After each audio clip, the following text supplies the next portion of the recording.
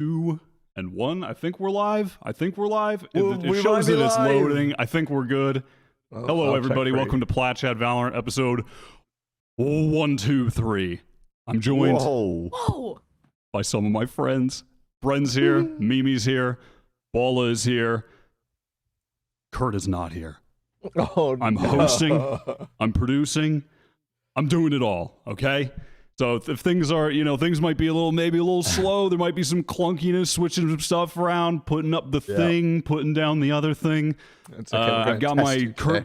Kurt gave me a crazy setup here. I've got like a monitor to my right. I have a keyboard with a touchpad. I have a stream deck with buttons. So I got all types of shit that I can do. Do you know what the buttons do?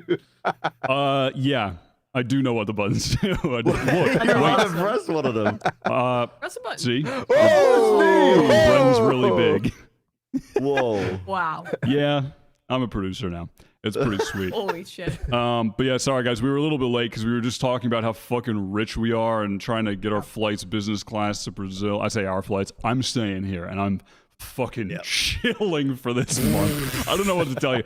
I got the house to myself for a month. Everyone's gone. Dude, I am straight up chilling and no one can stop me. I'm just spread out on the couch eating ice cream, watching YouTube all day. Not a Your care in whitey the world. tighties. Yep. Not a care in the world. Walter White life. Yep. That's Walter White. You're gonna cook some meth? Is that what you're inferring, Bala? I mean, you said the whitey tighties were coming on, so I don't know, I maybe. mean, I didn't get hired for the event. I got to pay these bills somehow. I have to feed my children. Shit. Stacy and Susie are hungry. I need to get money somehow. Yeah. So we hold on. Let me make sure I got just like getting myself sorted in real time here. But yeah, we're gonna get into this stuff. We got a lot to talk about. The actual season is kicked off. There are topics now. There are real things happening, which is pretty cool. So we can talk about NA challengers, which is what we're going to do. We're going to talk about lock-in a little bit more because that's about to start. Everyone's flying out this week. And also, we can start with, there was a patch. Hold on. Everybody watch this. For the audio listeners, I'm about to change the lower third. I'm holding. My God, it's patch 6.02. The stinger changes. And if you thought that was good, hold on. If you thought that was good, I'm holding.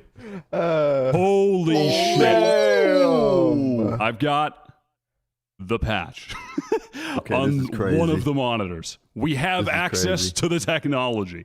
So this is the Valorant patch notes for 6.02. The main thing is the stinger balance, lots of other bug fixes, and something a change to help when playing against high ping. I mean, that'll be good, I Yeah. guess, if we ever have to play against Josh. Not that we need the help, let's be real. There's a gameplay system update. Okay, let's get to the stinger. Ball, tell me about the stinger changes. What's going on here? They increased the price and they changed some of the damage numbers. So the fall off is like a little farther or a little closer before it starts to fall off, and that's about it. So thoughts? Because I think this is not that effective. You don't think it's overall. that effective? I think it'll be very effective in rank because people won't be able to like buy like full armor and stuff with it as often.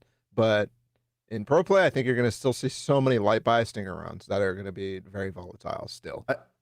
I don't know. I think the price increase, because here's the thing as well, that I don't think they've actually mentioned, right? But the patch that's going to be played at lock-in is going to be the stinger patch, which is away from the usual, right? Because usually a patch comes out and it's 2 weeks until it's in pro play. But I think that this, personally, I'm happy that this patch is going to be played at lock-in, because if it pushes it away at all to teams forcing stinger on the second round, regardless of what happens, then that's just for the betterment of the game, I think, and for the gameplay.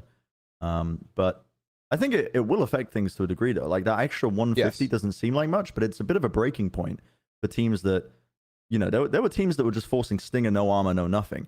But these days, that extra 150 will prevent you from doing that and buying half armor and rifles next round. Yeah, it gets rid of that. That's what I'm saying. It gets rid of that, but it doesn't get rid of round 5 type of light buys or something like that. Those are still very much going to be there because I don't think these damage changes are enough to make the gun bad. you know, and Really it's don't still think so? cheap. It's still very cheap. Yeah, no, I don't think so. I mean, I think it's close, but I don't think it's going to be enough. I feel like this is enough to at least make the stinger slightly more situational. Like I feel like as it was, like people would buy it literally any map, any situation, any agent you're playing. It's just good enough that you can Right. justify it, and it's cheap enough you can justify it. I think this will keep us in kind of a setting where like on those like round 5s, round 7s, whatever, where your economy is like reset, but you still have a little left over. You can go stinger no armor. You can force a marshal. You can force a sheriff, anything like that, like you would in the past. I think it just makes it a little bit more competitive with the changes. I also think that just getting rid of the no armor stuff it might honestly be enough, because I felt like that was the thing that made stuff like the most like explosive, made stuff the most volatile, I guess is the word I'm looking for. It's like you get spike plant, you lose the round, you're forcing in stingers, and you'll probably have money to buy light armor rifles the next round. And as defense, I mean, you could even justify doing it if you've gotten a couple kills. I think now it just makes the weapon more competitive with the other kind of lesser buy guns. I think we'll stay in a meta where people are kind of fixating still sometimes on doing maybe more force buys than they would before, but I don't think that's necessarily a bad thing. I think it's kind of fun in a way, and I think will be interesting in pro play, as there are now a few more trade-offs. So, Ball, when you're saying that, sorry, is this patch with these stinger updates, this is the one that's going to be played on now? Okay. Gotcha. So a little bit short notice, but kind of highly requested. So I'm going to assume there's not going to be much I think pushback this is fine. on Like, it. I mean, I think everyone was clamoring for the nerfs, honestly, in the pro scene.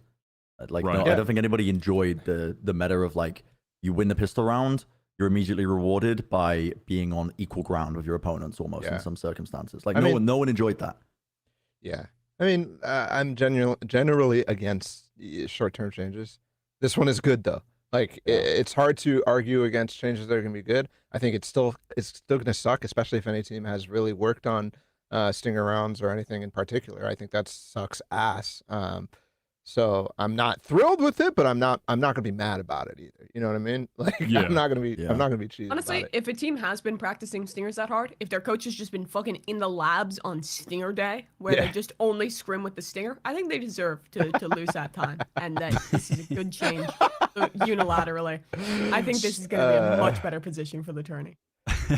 It's just a net positive for the tournament overall. Sure. I mean, we already have a single elimination bracket. Like, let's just reduce the I volatility. mean, as much as we imagine if this was it's like single elimination, you like lose 13-11, 13-11, and it's like 2 stinger rounds like that you lost. There would be like such a big like asterisk on this tournament for all of history. I mean, but for real though, like if you watch challenges this weekend or the last week, it was just like fucking every single game stinger. I was getting it was so ridiculous. mad. It was ridiculous. Which is crazy because like, yeah, they buffed it way back when, but remember that shit was starting in Champions. Like we would have been in the same spot no matter what. So yeah, I mean, this like, will make a big difference though.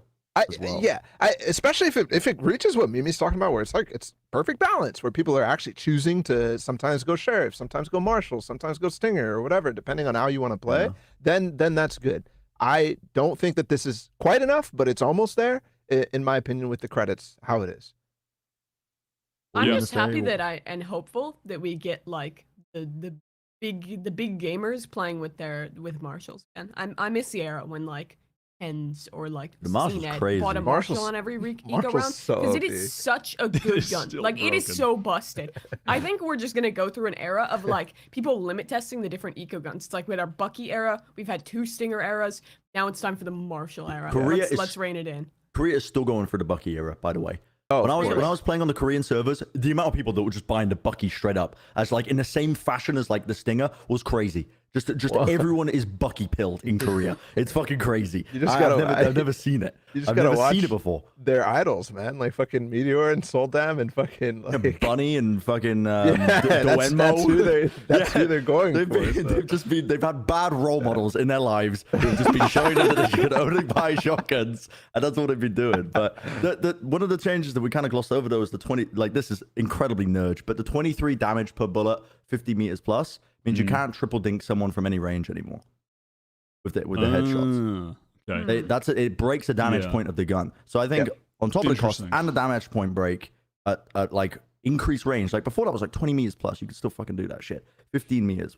I mean, I think which the was gun bullshit, but it was not that frequent. Like, let's be honest. I don't know, I feel man. like I I saw was- some shit. I feel like I was seeing some long-range stinger kills in this Yes. last week of challengers. Like, you I know feel like what's, I remember watching Nismo just gunning people down, like mid-range stinger, just dinking Yeah, everybody. I mean, it is mid-range. There's You know, some the pretty Stinger nutty had- moments. Well, I think it still has one of the most consistent spray patterns in Valorant for a gun, by the way. So if you learn the spray pattern, you can consistently kill people at long range with this gun. At least you could. I mean, these days, like now with these changes, much better that you can do that. But Yeah. it actually did have a really consistent spray pattern, which is not really par for the course. There's a bit of randomness that's included. I mean, A lot of the other guns. you could still have such like you could still remember that shit, and you're still going to be able to do a lot of the Yeah. stuff that you can right now, even with the damage changes. Is what I'm saying. But that's why I think at least partially this change is good, because it's not like some of the previous batches where they're just like, something's overpowered, we need to delete it, let's just like completely butcher chamber. It's like, okay, the stinger is overpowered, let's try and make a little bit of a shift to the economy, a little bit of nerf to range, we make it good at what it's supposed to be good at, but hopefully not too good. but- I'm really hopeful that that's what'll happen, but it might be too silly still. But why not just delete it? That's not how That's not how dev game design works. works, Paula. They can't delete. They put time into making it. They delete can't just shotguns, delete it all. SMGs. Let's just play Vandal Phantom Op, please, Nah, guys. that's Whether a they're a Please. classic or an op, there's not really much between. no. I think middle ground. the Odin needs to stay valid. I demoted to like diamond this act. It's been horrid. It's been horrid. But I realized that all you have to do to win in diamond is just buy the Odin, because Oh, it people triggers if you people. kill someone like 3 times with an Odin, they will tilt counter by the Yes, Odin yes. and will not be able to do anything with it. And it's just like so entertaining watching the mental warfare at that level of play. It's fantastic. What the fuck? That's psychotic. Yeah. One of the things though that fucking like for example the Marshall, it's a fun gun to watch. It's a fun it's Yeah. crazy when somebody pops off with the Marshall. It's like, god damn. Somebody pops off with the Stinger. It's like, what the fuck is going on? Like, you know? Yeah, it doesn't feel cool. But there's not even really going to be much Marshall anymore, is there? Because Breeze is gone. That was the Marshall map. That was fucking five Marshalls defense. Marshall Mathers round 2. Everyone's got a Marshall. It was out of control on that map. But it's not. There's not really. I mean, Haven. You can get Ascent, Lotus, Marshalls. Haven. I Ascent think is there's okay justification. if you're like People will still marshalling buy it. mid, but it's not like Breeze where you could defend every site with a Marshall. Yeah, Every yeah. part of the map you could have a Marshall on Breeze. It's just I feel not like really the everywhere case but- elsewhere. I But think everywhere but mid on Lotus, you can abuse Marshall. I think Lotus is going to be a great Marshall map, in my opinion. Because you can, like, if you're like a defender and you're just like force buying Marshall on your eco, like, you can just like be the first to align every time. Yeah. You just hit your shots. You can just win Yeah. stupid. I remember from the influencer test on Lotus, I just kept buying the Marshall against Ethos and just fucking pounding. He was getting owned. Just farming him with the Marshall. He was getting so triggered. What has happened to this podcast, by the way? Why what? that was like a 30-minute segment on weapon theory. I just let you That's guys fine. go. You guys That were was it's deep good. analysis on you guys were weapon theory. dorking out. What? Yeah, we were nerding out. We Just don't do that straight- that often. That's pretty nice. Straight Like, nerding out. All right, let's move on to even more. But the social updates. What is it? Don't care. All right, bugs. We have. They potentially fixed the dude. Hold on. Sound the alarms. It may have happened. They but also they started the sentence with potentially. Potentially fixed the bug with KO 0 point not showing the correct enemies that it has suppressed. Hey, Please Wyatt, let us know if you see further issues. I'm gonna test your production skills. I've sent you a tweet. Oh, that's going to take me about 2 years to pull up. Hold on. Well, you pull that up. I love the confidence the devs have. Sending me It's like, tweets. Who do you guys, think I am? we might have fixed it. We could have done it. It seems like it's possible. complicated. I don't know if because how many times have I seen that patch note where it's like fixed the Well, KO knife not showing targets? Because Last time they did it was full confidence. This time Yeah, that they're was like, pretty eh. fast. I pulled it up good. pretty That fast. For the was audio good. listeners, was pulled it up pretty pretty quick. fast.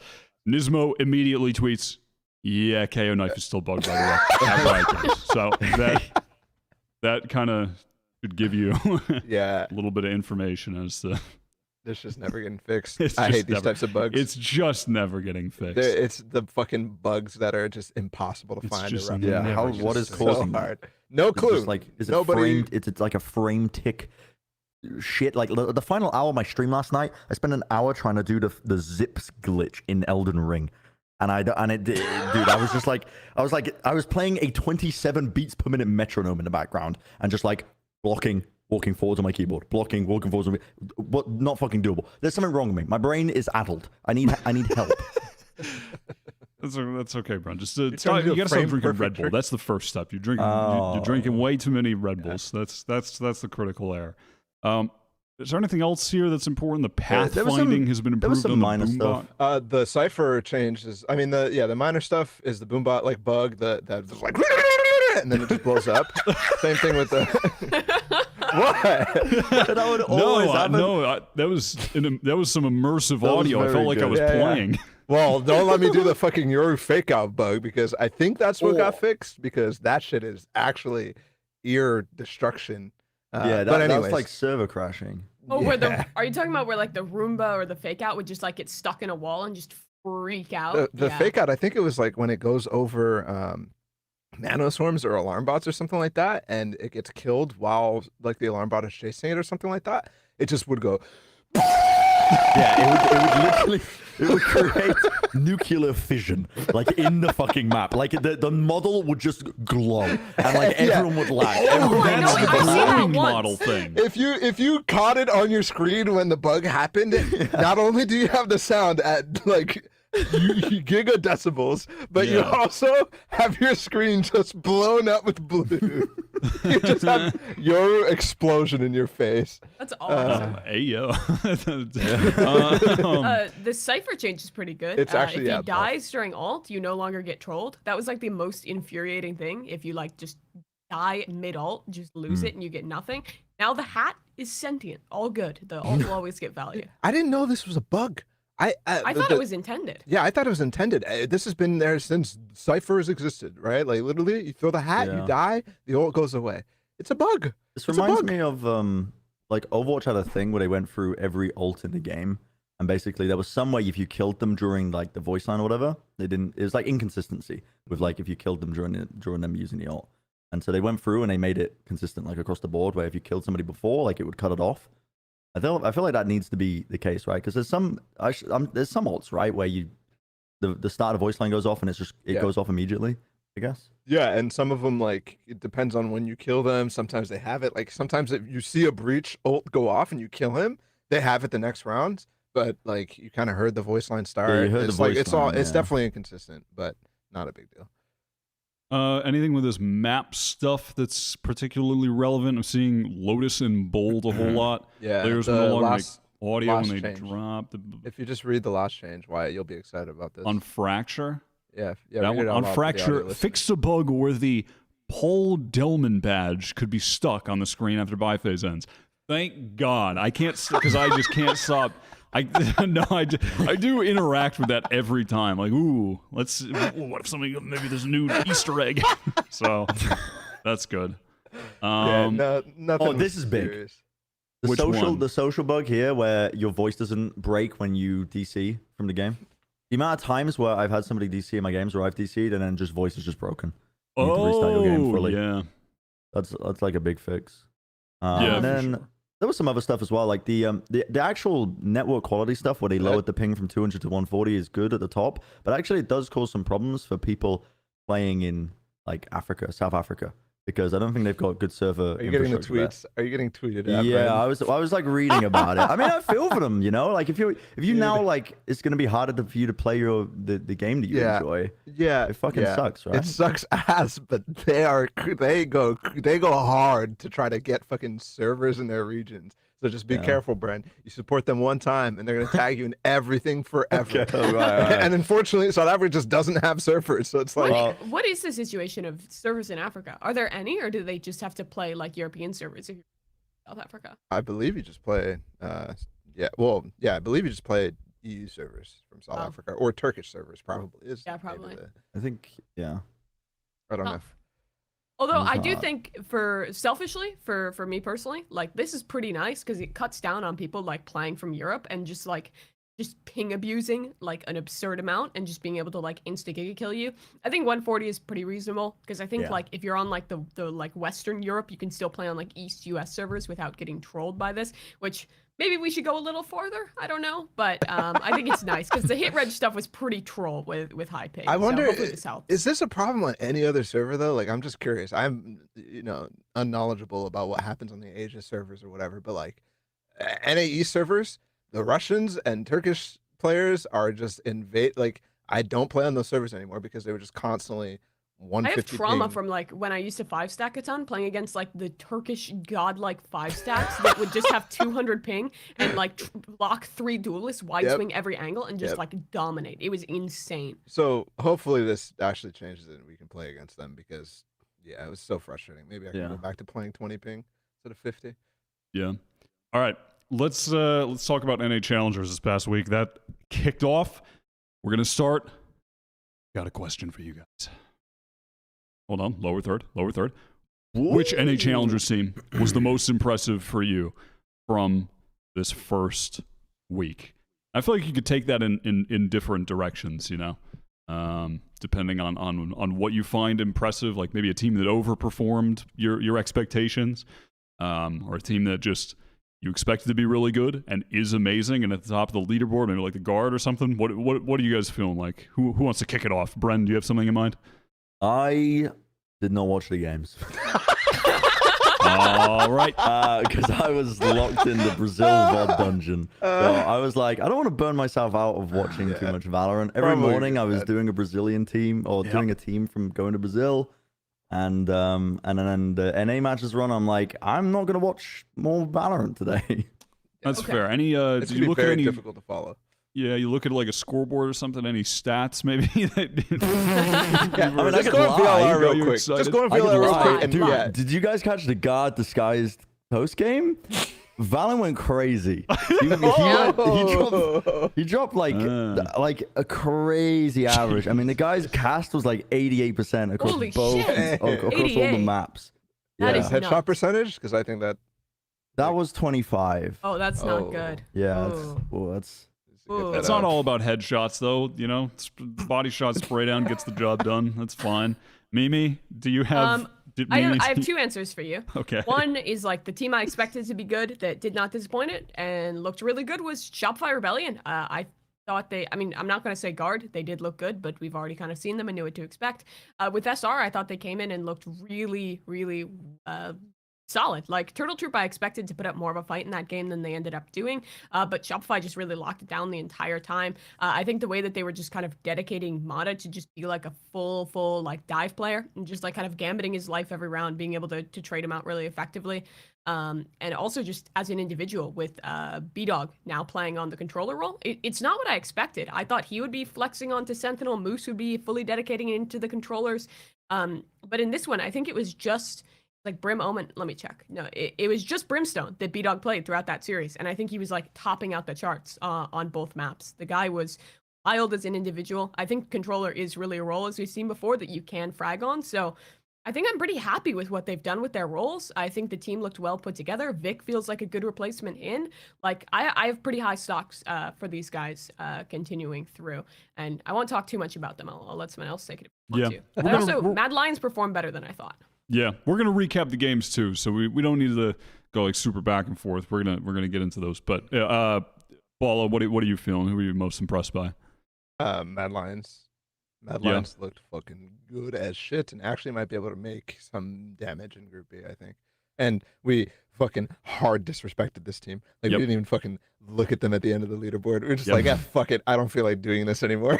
And just left them in the board. They're at least a top 8 team, I would say. Maybe top 9, something like that, instead of what we put them. And this performance was clearly showing why. Because they actually outperformed TSM in rounds. And that series, they were just like, really, I mean, they should have won, in my opinion, on a sense.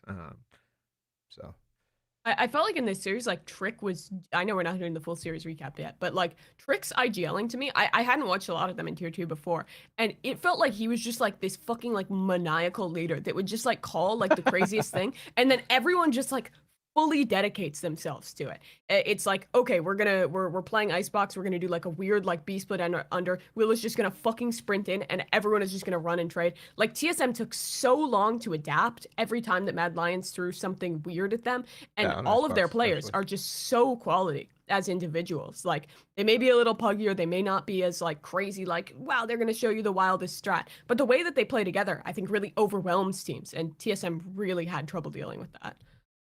Yeah, I On was that gonna say, answer? for me, I was gonna go with G2, but that's about to be the next topic. So let's just get into it.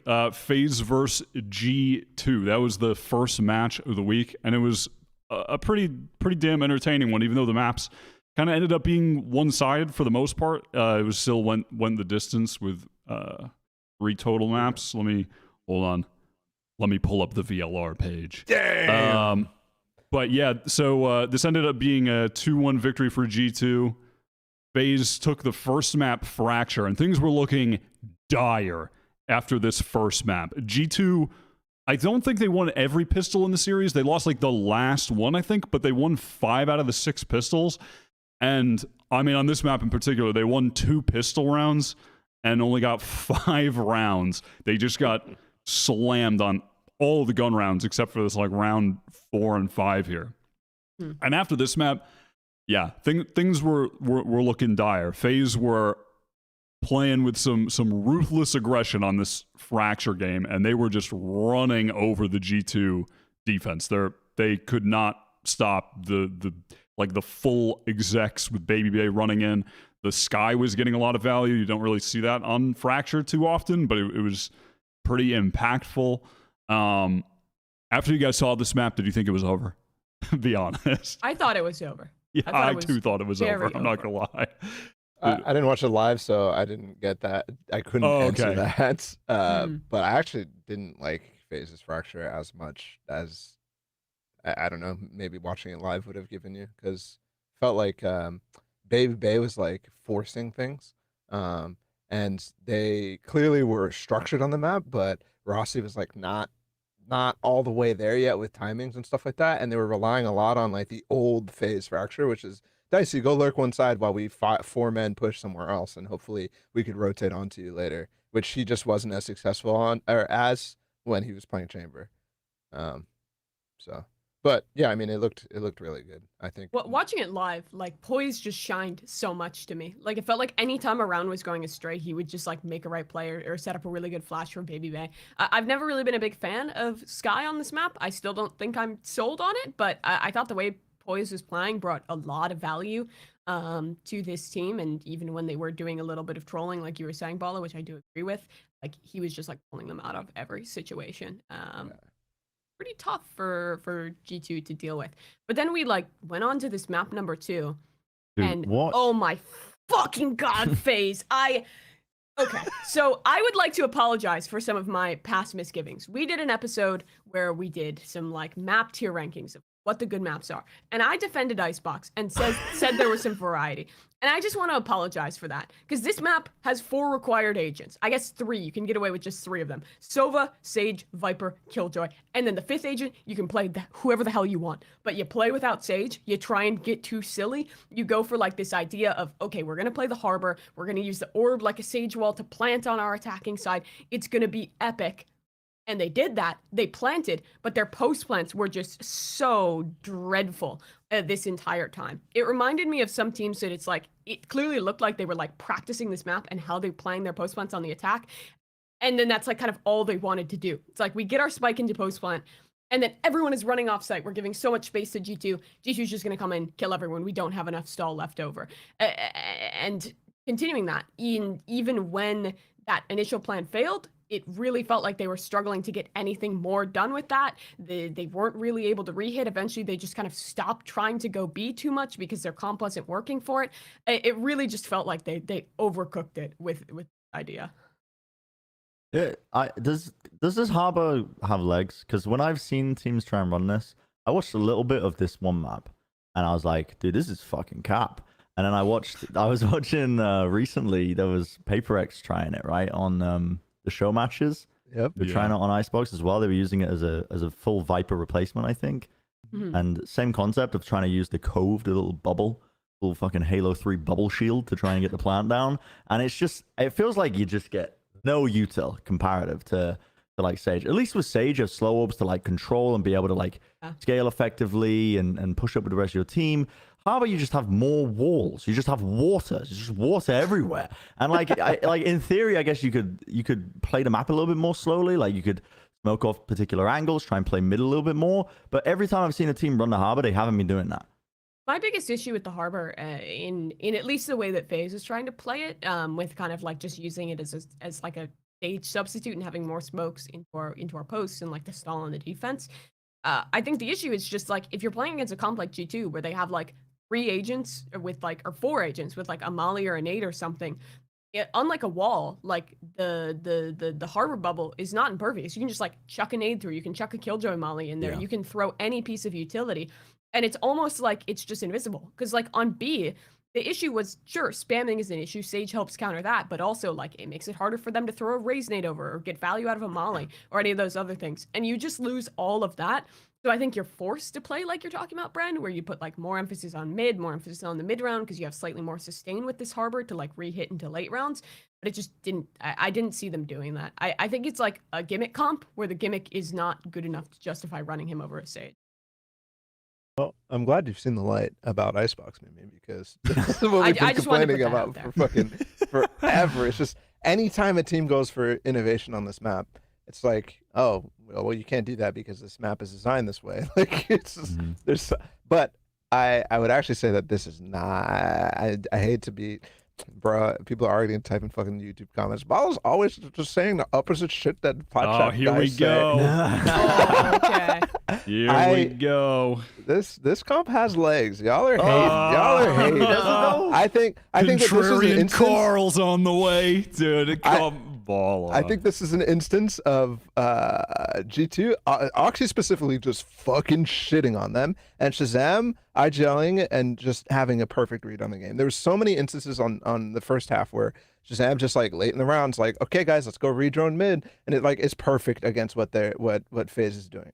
And the plan from Faze, yeah, I mean, what Mimi you were saying, they're just running back and playing post plan was so bad, and I can't see a reason why they have to play like that. And also, why is Baby Bay playing on site while the rest of them are falling off? Why is there always one person who's just like not on the same page in the post plan? Like, I feel like more so than anything, it was that they just were not ready to play their post plan. They weren't structured on those. They hadn't prepped those enough, and they didn't have enough experience playing them. Maybe, for example, in scrims, they were hitting whatever sites they were, and they were having success like they did in this game, but they were getting kills while actually hitting the site, rather than G2 just playing retake and just being fine. And maybe that's just the way you play against it, and G2 just read into it perfectly, or they've had experience against it. But also, while Dicey cooked, I think there was a lot of interesting things that he was trying to do. He clearly wasn't all the way comfortable there. He was trying to do the set things that they definitely prepped, because there was a number of cool walls. I really fuck with that, like the yellow box wall on B post plant, where it's like carving out danger, giving a pocket there, and then having like multiple layers to clear through back yellow. Like those things, if they can get them to work and they can get to a position where you're safe to use them, are going to be fucking phenomenal. I think there's ideas here. I really do. It's going to be hard to implement though, and I think maybe they might give up, because FaZe is just also not a team who has successfully innovated that often. I mean, last year they relied on Chamber. They had that one Breeze comp with Neon, and other than that, it's like just kind of fitting the pieces into other creative things that other teams do. So, can I cook for a second? Yeah, go for it. Please. Can I put on my game dev hat? Okay. My armchair analyst game dev hat. Okay, Yes. hear me out Put here, on. guys. Harbor changes. All right. I I was thinking. Okay, I'm what do we about to- need? I could Here we turn the go. stream off. I can end the show. Depending on what you say next, I could either end the show or kick you out of the call. Hear me out, right? You know how Astra she buys her stars, and that's her utility, and she uses it across the board, and it's all used for various things. Don't turn the stream off. Don't turn the stream off. I thought you were using it for the I'm button. giving you the floor here. Okay, Switching to okay. the Bren cam. You can use, like, his cove, the bubble is like the thing that blocks bullets. But what if you could apply the blocking bullets to one piece of any of his util. Oh, I mean, that'd be You cool. see what I mean? Yeah, So that'd be like cool. you buy a charge of his Yeah. smokes. He can use the smokes in any way. He can use it like the wall. You can use it for a bubble. You can use it for the whatever. okay. I see where you're taking us. I And thought you were going he to can say. activate it, use a piece of util, and then that next piece of util then blocks bullets. I thought you were going to say, like, what if you could, like, throw the bubble over you and an enemy, and then it would be like the gulag? I thought that. No, I was not going to cook like that. I thought But that's where it you were feels like- taking us. It feels like if you give him more complexity, you might see more playtime, right? Yeah, I mean, Because you could still use it in the same way that he is currently designed. You're just giving him more depth of the I way. mean, would the use the bulletproofness still break after like one clip from like a Vandal or a Phantom? Because right now, as it stands, if like they throw down their cove, you just spam 15 bullets into it, it's gone. Would that happen with the Giga Wall too if you made it bulletproof, or would it Yeah. last the whole duration after it breaks? It would still last. It would still be up, Yeah, but it 'cause would right it now, wouldn't as block it bullets stands, like, anymore. The cove, like even when it stops blocking the bullets, the smoke's just done and it'll die. But it would not be like that with this changes. No. With this change, I would fix everything. Oh, perfect. A more reasonable change too, I think, Oh. with just fixing the cove would be like, agree I with wish that. it would just stay up as just a smoke after you break the shield. I That's think what- that could improve things. That little Brandon's bit. implying he'll implement all the changes that the community wants for Harbor, and also you get to apply the bullet penetration thing. I just make him really broken. I mean, I don't. I was Does going to it say, mean more I do feel complexity? like, Balla, I could roll with you that this comp has legs, but I think it'll have it'll have stronger legs when Harbor gets inevitably buffed again Yes, because no of one's course. playing him. Of Like that's course. really. I think Harbor. They're gonna do the Viper thing to Harbor. Just keep buffing him Yeah. a little bit and a little bit and a little bit and a little bit, and eventually he'll be good. Eventually, and then, like like, wait a 50 to second. K if you walk through his wall. He's too good. Yeah, exactly. I'm by no But- means a Harbor hater. I think he has a lot of merit. Just I real am. quick, I think he has a lot of merit on other maps. I think there's a justification to run him on like on Split in particular. I think he's pretty good there. I think you can run him on Pearl to an extent if you combine him with maybe an Aster or something. Like there are situations where this guy can be good. I just think that he is not good as a Sage replacement unless you completely change the way you're playing Icebox. And I don't think Icebox gives you enough options to change it. I think a team could make it work, but I don't think a comp like this will ever be better than just running this. Still, I like that they tried something. I like that they got a little silly. I do not like whatsoever the way they played it, but NT guys. Well, I definitely do agree with you with Balla but this map and the last one, Haven, was that Jazz was IGLing his ass off on these last Yeah. two maps. When this Haven comp that they came out with the Jet and the Neon was pretty cool to watch. And they had a great idea on the defensive half of how to maneuver around the map with these agents and still find ways to control parts of the map with these agents. Like they were using Oxy a lot to lock down A with the Jet op, that kind of thing, like get him into sewer and then fall off, rotate around elsewhere, using the sky effectively to re-clear areas of the map at the right times. Like they had such a read on where Faze were going, and kind of despite not having some of the typical agents you would see that gain map control for you on Haven. But yeah, I thought the G2 read on the game on this Haven map was super sick. They just looked so clean, and individually. I mean, I feel like Shaz was the MVP of this game for me. From the IGLing to then on this map, that just clutching, getting huge impact kills. Yeah, just a really sick turnaround from G2 on these last two maps for me. And Ox. I mean, the way that they were using Oxy on this map on defense was phenomenal, and very impressive for Oxy to have, like, a lot of times these cracked zoomers or whatever you want to call them, like they come in and they just have one mode and it's just go in a lot of instances. But he displayed like the wide range that you want from him long term already, which is sometimes he's going crazy, going for extra peaks or whatever when the opportunity arises, and sometimes he's just getting a pick and falling back in like such a way that he's 100% safe, and it's just like the percentage play, which makes him really unpredictable to play against and very dangerous. Yeah, definitely. He also on that map, I think he came back from like he was 3-9 at one point to then he finished at like 16 for 15 kills death, so he like turned up at the end as well. But yeah, I was really impressed by G2. G2 exceeded my expectations in this game. I thought they'd be good, but I thought those last 2 maps, my hype levels have definitely gone up for G2. That was a great performance, and coming in with a cool comp like that, something different, and really being so excellent with it was pretty sick. But yeah, all right, let's move on to the next game here, which is Disguised Toast playing against the Guard. The lower third I have here. And the question I'm going to ask is, should Disguise fans be worried at all about getting 2-0'd by the Guard here in pretty comfortable fashion, aside from there was that at the beginning of Bind, they were in the lead, and then once they started losing that string rounds at the end of the half, they just never recovered on either map, and it was just a wrap from there. But do you think DSG fans should be worried about this, Balla? No, I mean, come on now. The Guard is top 2 in the league at least. No, absolutely not. I think you look at this result, and I think you're actually like, especially on Bind, you're kind of happy, and there's Valen went God mode on Ascent to stop any sort of like push for them on that map. I don't know. I don't. Clear played well. I think actually people except maybe Steel all had good moments, like really good moments. No, I don't think you need to be worried at all. It's the Guard. Gotcha.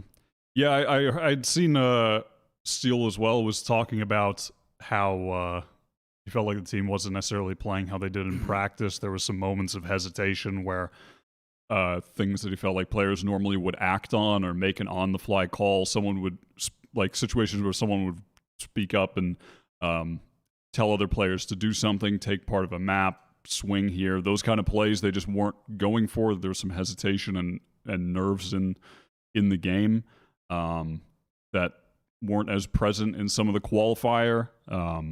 Except for one of the matches I think he referenced, the one against like King Vinny's team. But does that worry at all, or do you think that Disguise just they take this loss, a little bit of experience, and they come back in the next one more comfortable? Yeah, that's generally how I feel. Who do they play next up? They play Mad Lions. I think that'll be a more like even match for these guys. They had a couple good moments, like Clear had a few rounds where he was kind of popping off and making a difference. But overall, like watching this game, I just kind of felt like Guard is a consistently solid team when it really felt like they were kind of staying ahead of the call in most of the rounds that were played, especially Ascent where they just got that momentum on their defense and just never really got shut down. DSG is still a super new team. I'm not super worried, but I also didn't have super high expectations for the team. I thought they'd be middle of the pack in Ascension, and I think the game against the Guard where they did fine, they did solid. I think they'll be able to maintain that.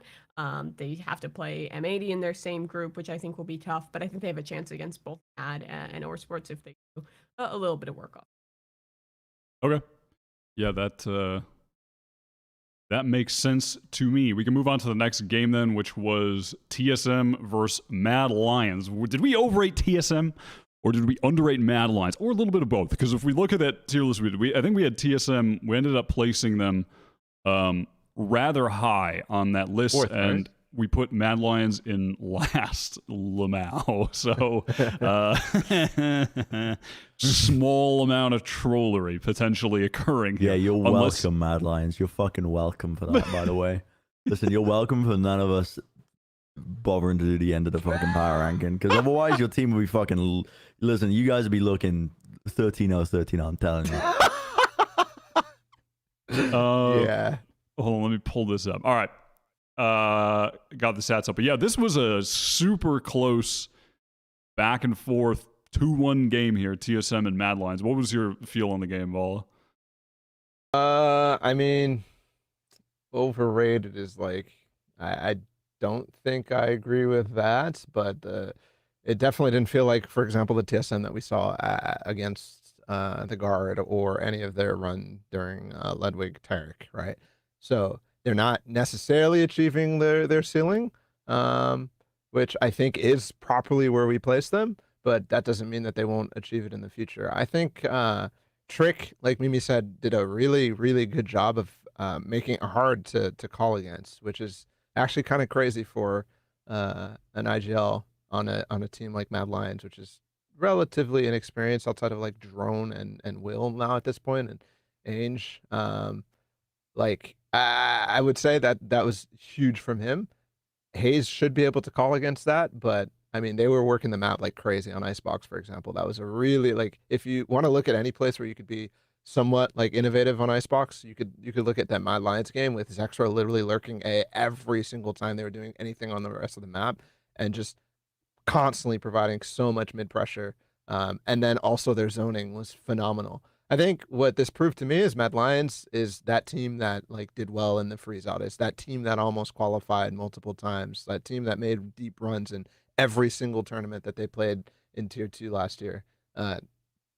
Granted, I didn't, watch many of those games, but like their structure is good. Their structure is really good. They have what it takes to actually compete in this league. So I think more so the second part of the statement and less so the first part. They still lost, and I think that's kind of where my big concerns were from them, like from that nation game and from this game against TSM. It's like they put themselves in the driving seat. They put themselves in positions where they 100% like can win that game, and it's not even like down to prep or anything like that. It's just down to how long the games go, the pressure against the experienced players, that sort of thing, more so than anything else, I think. Yeah. I'm not gonna say too much more because I turned the series off after map 1 to go watch the fucking VODs because I was like, what the hell am I watching? I don't want to watch any more of this. But yeah, Zexro and Trick are the truth. Should stop sleeping on this team. I think that they actually have a lot of skill, and it's clear that like all the different tournaments that they've played, all that practice is starting to pay off, and I think that they have themselves in a position to be a really good like upset team in this group. I mean, they have a really hard like end of the split. Like they're playing M80, they're playing guard. But I don't know. I think that disguise game is going to be close. I'd probably see Mad winning that. Like these guys have a real chance of like getting some work done, maybe even making playoffs out of this group. Yeah. I mean, I genuinely think that like the way that it's going is they will be that fourth team, and Disguise and OR might miss out because they're the big threat, I think, right now to actually cause major upsets. I think all the games against the top teams are going to be really close from them, and they already showed TSM like they could have beat them, right?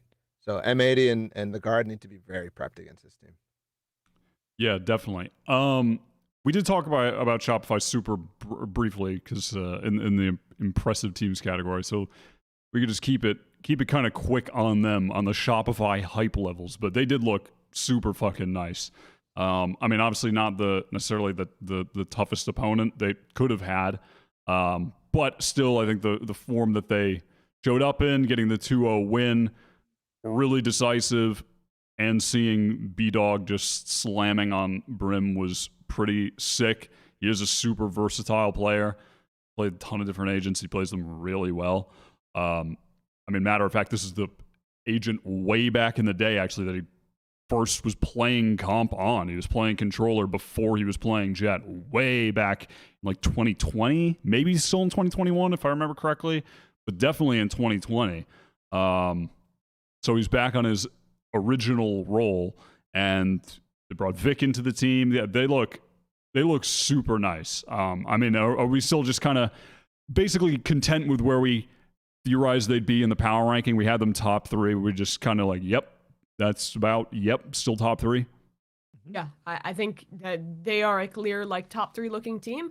For me, like obviously I already talked a little bit about like how I felt about like B-Dog and Mada in this team, but always the biggest question was like, how is Vic gonna fit in? Obviously, I had not like played that much. Like he was playing like his time with like T1 Academy and stuff. That wasn't always streamed, so I haven't watched a lot of this guy. I was unaware of his game, but his initiator play was really, really good. The way that he was setting Mata up throughout this series, I thought looked really nice. Like overall, Shopify is continuing to look similar to what they did last year, where they're that team that like can cut towards the edge of like top competition. I think they've only gotten better. I'm really excited to watch the rest of their run. I think they are meeting expectations, and I mean, obviously, Turtle Troop played a rough game, but like I feel like it's kind of to be expected with this outcome. And yeah, I'm happy to see some more from Shopify. I'm excited to watch more of B-Dog. Like, is he going to be playing this control every map? Is that just his role now? I'm guessing that's what's going to happen, which is pretty cool. Yeah, they handle the roles really well. I mean, like the direct comparison that I can make is Faze. Like Faze, I feel like did not handle their roles super well. I don't know what else they could do, to be honest, with these players, but like Shopify, they're expanding versatility and it's looking really great. I mean, they've always been versatile. Like Moose being able to flex all over the place, like Initiator, Smokes, and now and Sentinel always is just super solid. Yeah, this team's good, man. Yeah, Teams of Truth, they got fucking Brandon Dog. Like it's over. And Moose is genuinely such a fucking sleeper He's so player. good. He Yeah, is he's so he good. is super slept on. I mean, you just remember all those fucking clutches way back in the way, like in the constant fights they had against Sentinels. It's just like this guy Yeah. is for real. Like he's When you- always been for real. Well, yeah, like if you think about players that get impact kills consistently, he is one of those guys for me in NA. He really is. He really finds huge impact. All right. I mean, kind of just skipped over breakthrough. Not gonna lie, trolled. I don't know if there's much to say there. They got a comeback win against Oxygen. It was close. It was an interesting game to watch, but I don't think there's a whole lot to say. Last one, though, we're going to talk about M80 because they actually ended up losing a map to OREsports, which was definitely unexpected. Just looking at the M80 roster on paper, this was their debut. They lost Pearl to ORE. Haven was 13-6, and Icebox was just a blowout. That was a 13-1. Nismo was just... I mean, it looked like Nismo was in the training range on some of the rounds. I mean, he was like the rounds where he had the Guardian and shit. He was just like... it looked like it was a warm-up routine for him. They just smoked them on Icebox. But they did lose this Pearl map in the middle of the series, which was definitely unexpected. I think to some extent, ORE had looked good on Pearl in the qualifier. It was a map that they were picking. Their defense side looked really solid in the qualifier as well. Regimented. Their retakes were really good. And that is pretty much what happened in this game. They were down, as you can see, by quite a lot in the first half, and then they just went crazy on their defense. They played super well. But does this affect how we're thinking about M80 going forward, that they've come out here in their debut game with a map loss to ORE? Or are we just okay with it because ORE's Pearl looks really strong? I'm kind of okay with it. I walked away from that second half, and I think M80 made a lot of mistakes. I think some of the rounds, some of the calls just were a little bit troll. They got to kind of that point where it's like it feels like you cannot break through it all, and you're trying all these different things, and even when you get close to winning a round, it's just like Zeldris and Nilly Arizona were both having a fucking life path in this game. It reminded me of that like one game where like Baby Bay dropped like 20 kills on Jet on one half of Ascent to come back from like 10-2. It was just that, but with Zeldris dropping like 20 kills, I think also in one half of Pearl. Every time a round got close, someone would come out with like a 3K from OREsports and absolutely dominate. Anytime that M80 looked like they had a site, looked like they had some control, someone would just make a massive play and shut it down.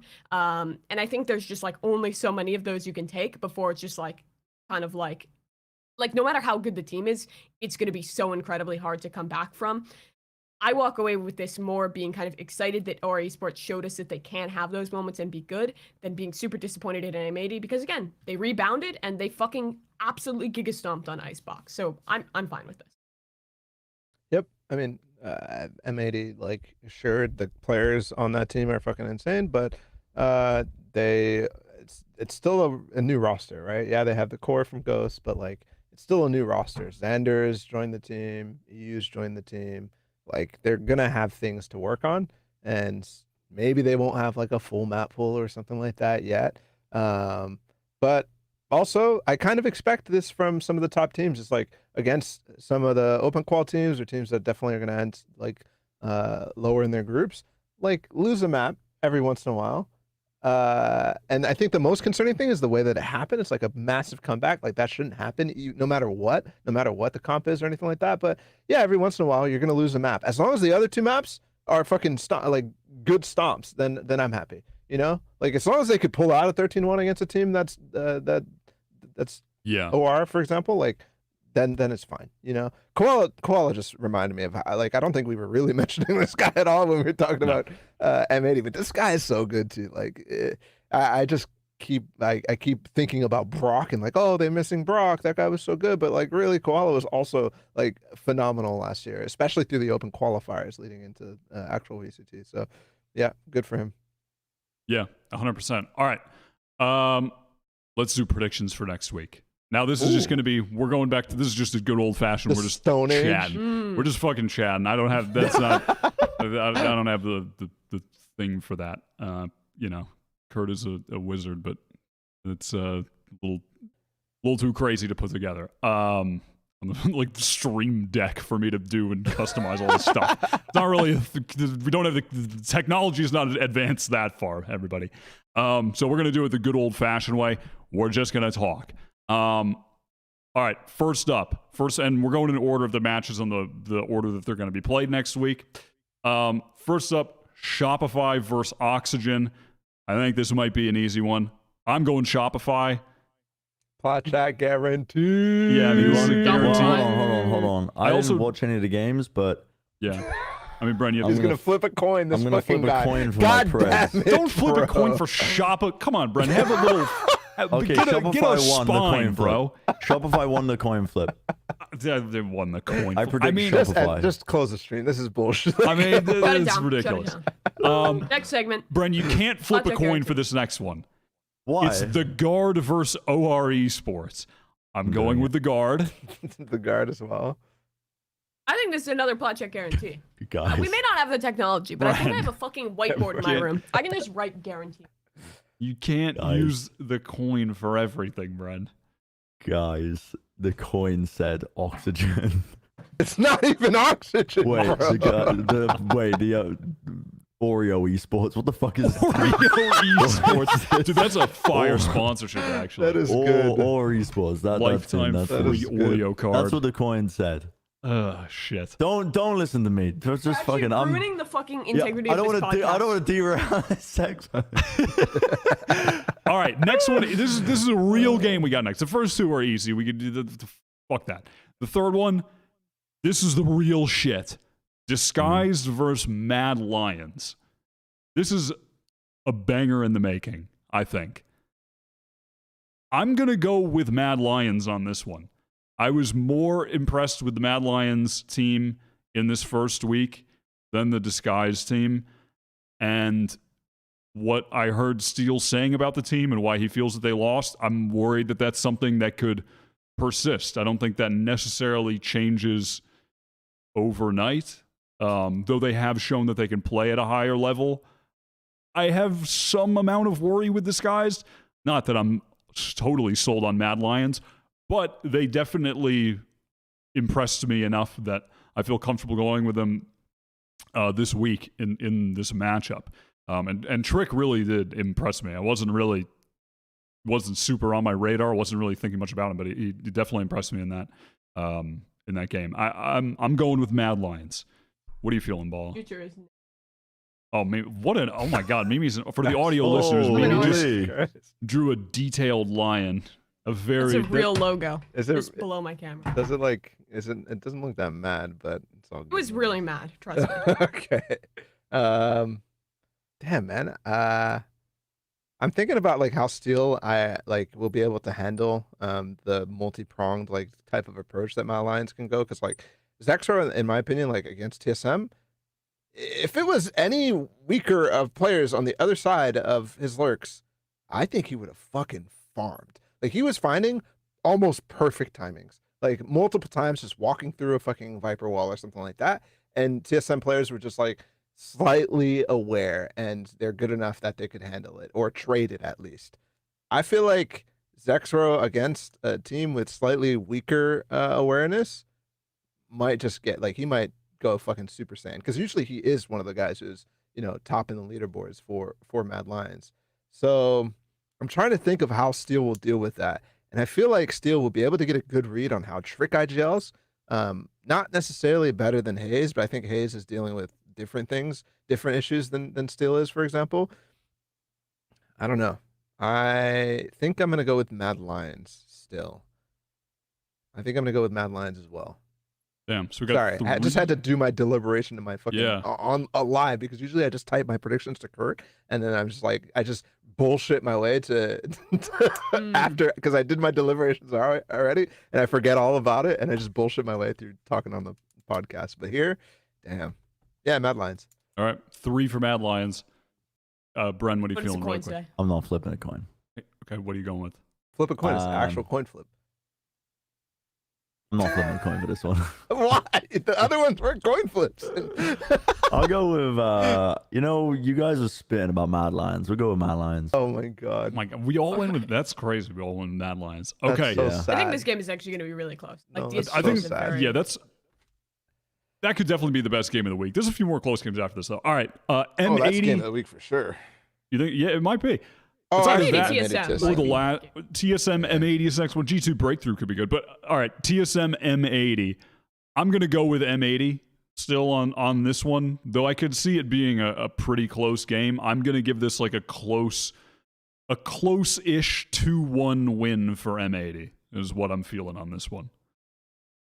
Yeah, I'm just gonna copy everything you say. You got perfect predictions last time, so Thank you. perfect. Yeah. Hold up. Oh, Bren, go ahead. I'm going with Crossovers TSM. at work.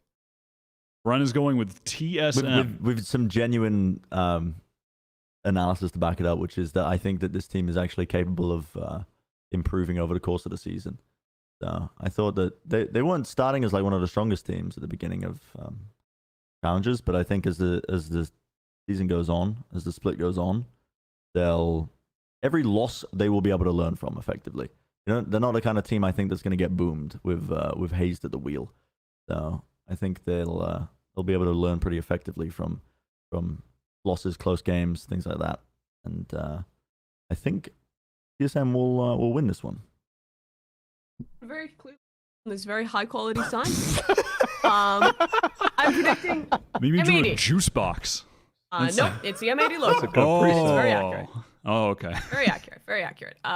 In my opinion, I think that Koala Noob is the truth. I think that this team, even though they did have the one map that they lost last week, I think the maps they won, they looked really well put together. There are newer teams still compared to TSM. I think TSM has probably had a little bit more practice. They have a couple more officials under their belt. But I actually think John has always been incredibly underrated as an IGL. I think this is going to be a pretty fun matchup between like Hazed and John QT's calling. But I think with just the way that some of these individuals were playing for M80 last week, I would have to side with them on this one.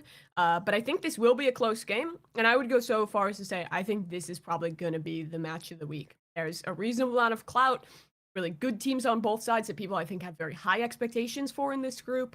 And I think it'll be close, and I'm hopeful that it will. So I would say this is probably my match of the week.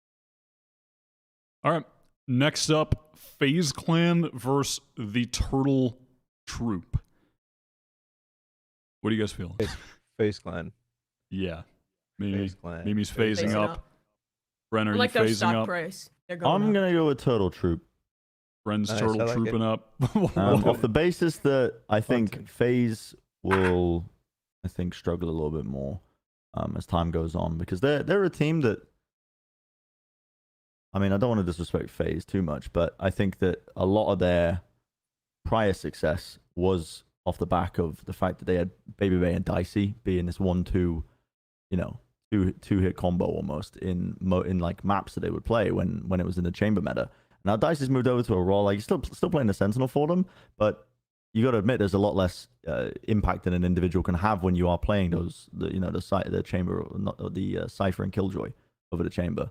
I think that it's a bit of a weaker FaZe Clan, so I can't really comment on their previous performance because, like I said before, didn't watch the games. I was Brazil pilled, and I was watching the teams in preparation for that. But I think my expectations for FaZe this split is just that they are going to be looking weaker. So I'll take a punt. I'll go for a little Turtle Troop upset. I mean, I don't think it's necessarily that far fetched. I'm going to go with FaZe still, based on if FaZe basically do what they did on that first map on I feel like rather FaZe can repeat what they did on that first map, Fracture, against G2, against Turtle Troop, and be successful with it across a series against Turtle Troop, because Turtle Troop don't have the level of calling and ability to effectively rotate around the map like G2 did. They do have talented players, but also I don't think they necessarily have as talented players as G2. I think FaZe are just going up against a weaker opponent where they can get away with what they were doing on Fracture across a series. Even if it takes them 3 maps to do it, I think they're going to be good for at least 2 of them, just based on the player skill that they still have. But yeah, I got to go with FaZe here. And then finally, the last game is another good one. G2 versus Breakthrough. And we didn't talk much about Breakthrough. They had like the 2 comeback map wins against Oxygen that were really close. Barely got over the finish line there. I could definitely see potential for a Breakthrough victory, but also that match against Oxygen has not sold me on Breakthrough. I'm kind of still where I was at with them previously, which is a team in the middle of the table.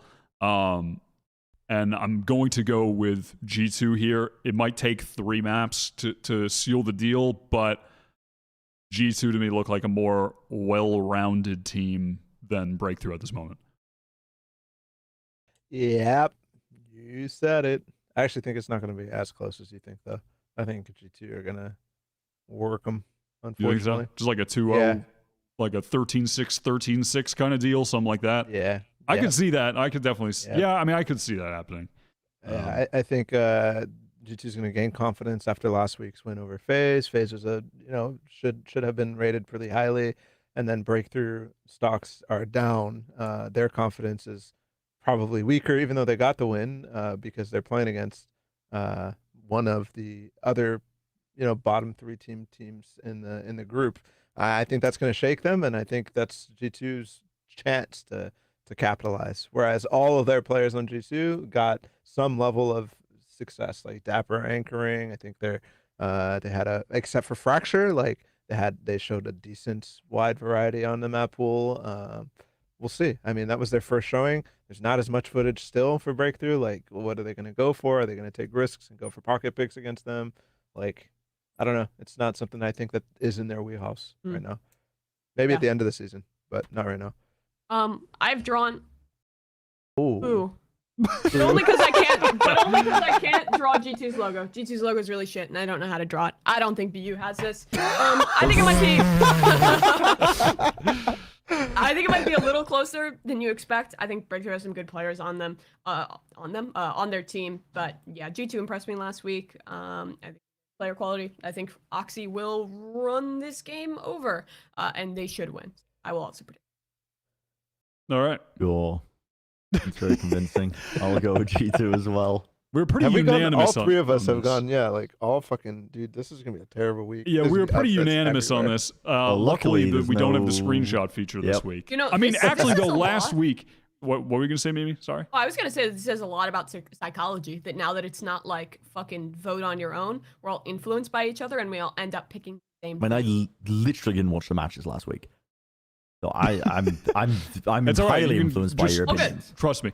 Also, though, I have to say, I don't think we messed up. There was no Plat Chat guarantee fiasco last week. Oh, no, there wasn't. Was it not? There were 4 games or 3 games that we all picked the same winner, and they were all correct, I believe. 3 Yeah, games, maybe we got actually. over that phase of our lives then. So, No. yeah. Maybe we can be Sorry. trusted with unanimous. Also, you guys, I think we this broke is the curse. let's discuss the thing real quick. There's no deciding whether a game is a Plat Chat guarantee. If that's- all 4 fucking members on the Yeah. show have voted for the team, Okay. there's Yeah, no I don't deciding. think you can it's just a say- picture. Oh, I'm yeah. sorry. It is. I'm It should be sorry. like that. It should be like that. I agree. Okay, fine. But sometimes I'm it's putting not my a foot guarantee. down, Wyatt. I though. don't care. We That's all the pick point like is, the 60 over 40. That's yeah, fine. yeah. Corporate is Fine. coming down on us right now. The recession is hitting. I know, We the need recession is engagements on hitting. Reddit. Yep, Matt, we dude, got to do this fucking right. Mr. X is sweating in his office right now. How do we get Plat Chat funding? By the way, if you own a company, your ad could be right here. This could be it. I'd love to Yeah, talk we about need your new sponsors. mattress right now. We need sponsors. All right, let's start talking lock-in. Y'all are all like leaving at the end of this week to go there. It starts on Monday, correct? I think it starts on Monday. So it's just around the very corner. And there's been some news being released about the lock. We're going to start with DRX. They have, or Stax rather, was doing an interview with Yinsu, and he divulged some information about the roster heading into the event, which is that Zest will not be on the starting lineup. They will be playing with Foxy 9. I'm trying to pull up the VLR page. Hold on. Got it. Yeah. They'll be playing with Foxy 9, who's played a hell of a lot of duelists. They were playing in the VCT Japan with Reignite for a while, and they did play with DRX recently in some like small tournaments. I just was not really aware of these. I just wasn't tuned into these tournaments in like November, October last fall. Where like, yeah, they're playing against Talon here, 1-3-0, and they brought Foxy in, and they're playing a lot of Jet. They're playing duelists for DRX, presumably. Thoughts, opinions, worries, excitement, where are y'all at? I think Foxy 9 in the Korean scene is like seen as a bit of a young prodigy, and they're expecting to build him up to that role. But I think the fact that I never really saw problems with Zest being in the roster, and I liked Buzz on Duelist, but I think this speaks to maybe just some internal, the internal dynamic just not working out with Zest being played, if they're going to be benching him for an untested player like Foxy 9.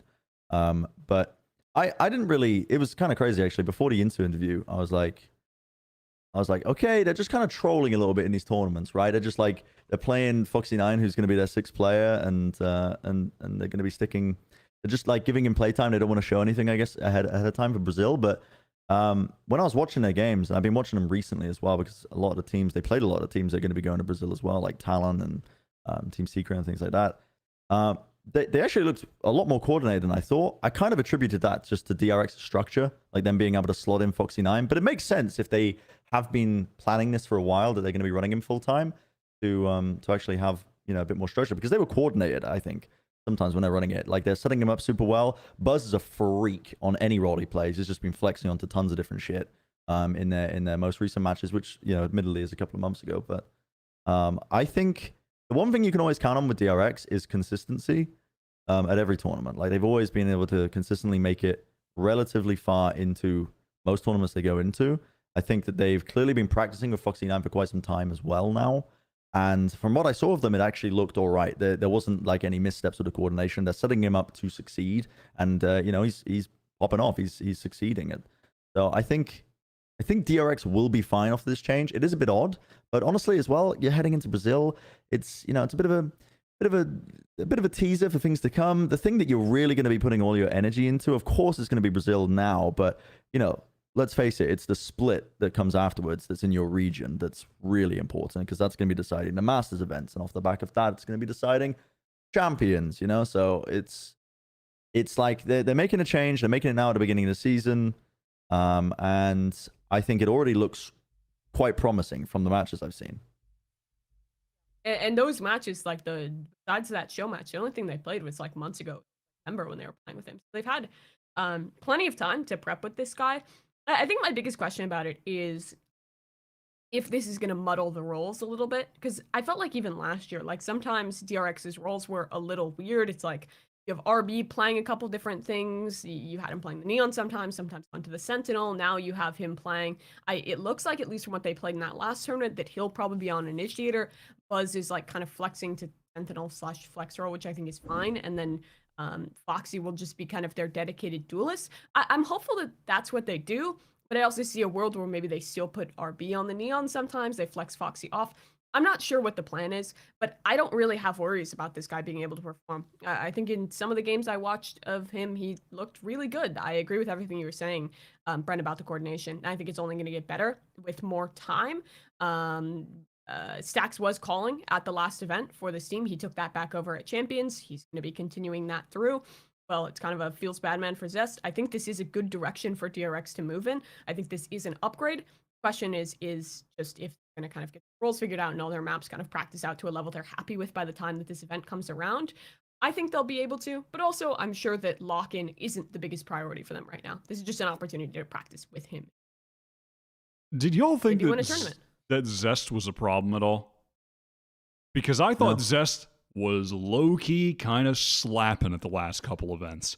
So I'm a little confused on why we're getting rid of Zest and putting RB on the initiators. That's why I think it's like internal, right? From 'Cause what I'm I s- heard, it might have been Yinsu told me that he benched himself. I haven't watched your interview yet. Oh, but he told really? me that he benched himself, or at least that's what the streets are saying. So I'm not 100% sure if Okay. that's correct, but that might be what's going on.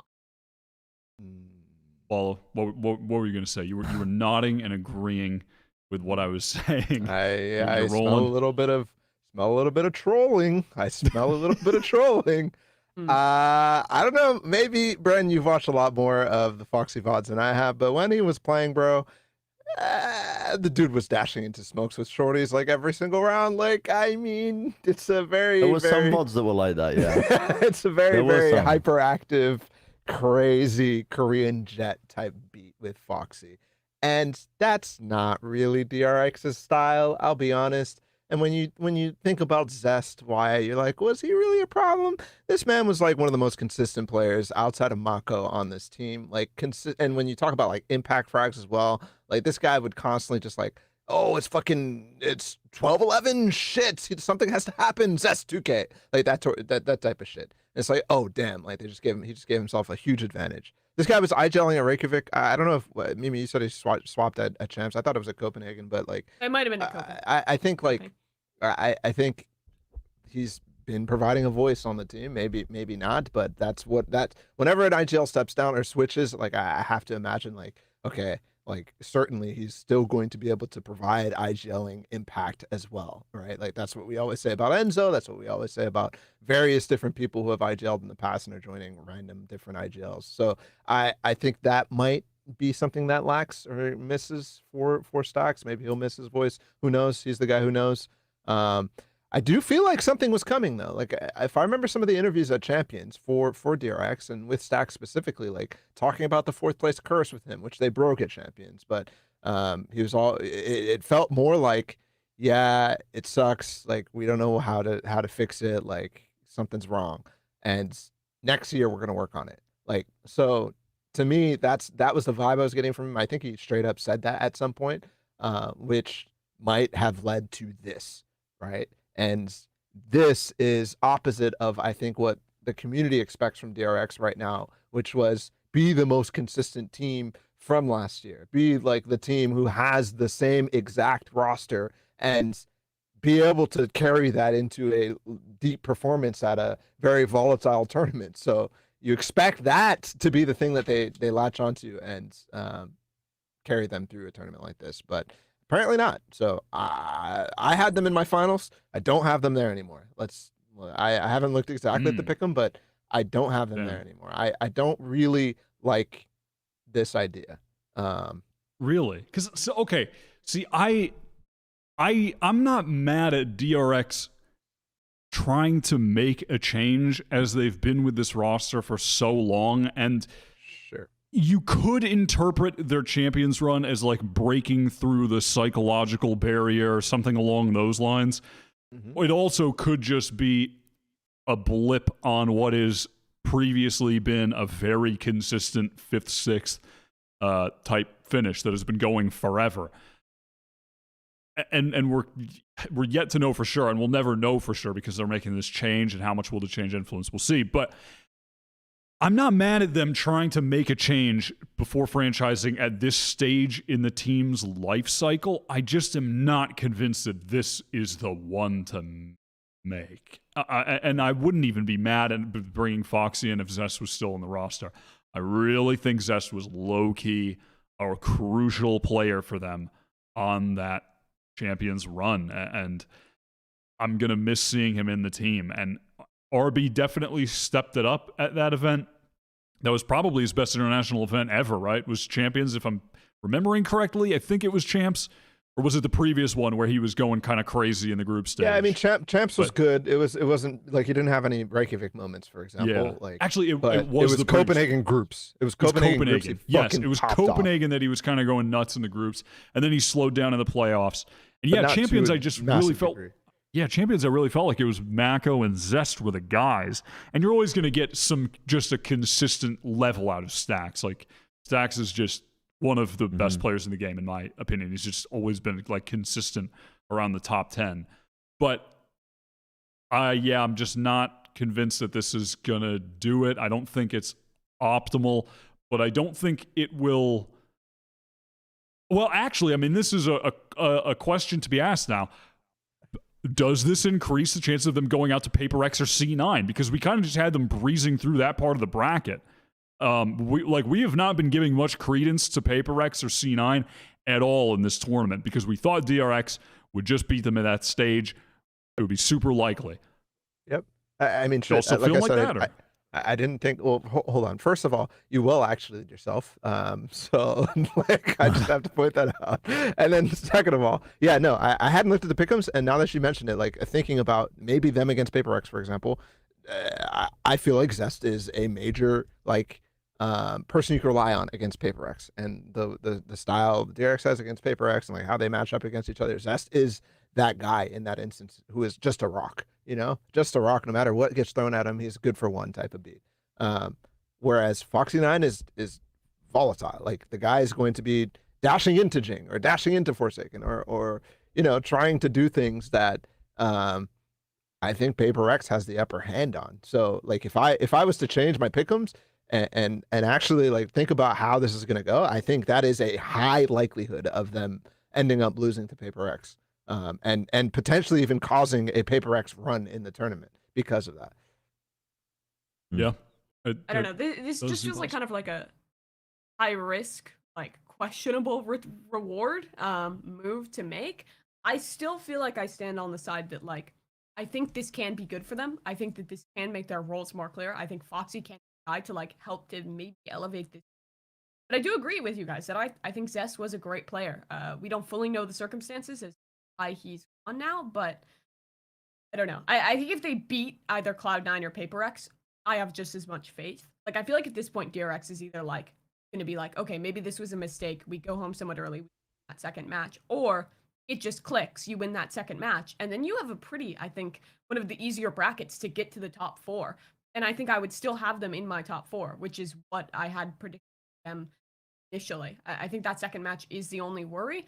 I have some faith that this will work, but I suppose we will only see because we don't really fully know what Cloud9 and what Paper X like. Yeah. I guess Paper X a little bit more of a known quantity there, but I think there Paper is X more is potential never for a an known upset. quantity. They're like known in being unknown. They've been playing some crazy stuff in their games, but I don't know, that might just be them testing it. But yeah, it definitely adds uncertainty. What you were saying, Wyatt, like in that one match. But I still think DRX should be considered like soft favorites in that second round, the quarterfinals match, right? Between either them or like Cloud9 or Paper X. Because Cloud9 we still have the question about roles. If it's Cloud9 in that position, maybe they found some way around it and it could be a very competitive game. But I still think roles will be tripping them up a little bit. Paper X, I think, have a tendency to overcook sometimes. And who knows? Maybe this is the tournament for overcooking, honestly. Because, I mean, FNS did an interview recently with Yin, so I haven't watched that one yet. But from the little sound bites, it sounds like, FNS is expecting a lot of teams to lean into gimmicky stuff. Just because it's the nature of the tournament, right? Single limb, and you have no VOD footage. You don't really know what people are going to be running. Team like Paper X could just clean up. But I have faith in the DRX system that they would be able to make this change. I have faith in Buzz as a player as well, just that he can play a multitude of roles. We know we can. And if they deemed this change necessary for them to like push forwards, because at the end of the day, no team is content with being 5th, 6th. No team is even content if their consistency landed at 3rd. You want to be winning. You want to be winning shit. And if they felt like this was a necessary change to win, then so be it. And I do have faith in DRX. They've been able to consistently stay at the level of other teams to make top finishes in tournaments. Other teams have not been able to do that. Other teams have fallen at international tournaments. They've made changes that hasn't worked, but DRX have consistently been able to at least stay at a level or go beyond it just ever so slightly. But they clearly deemed that the change was necessary for them to be a top team. So yeah, definitely.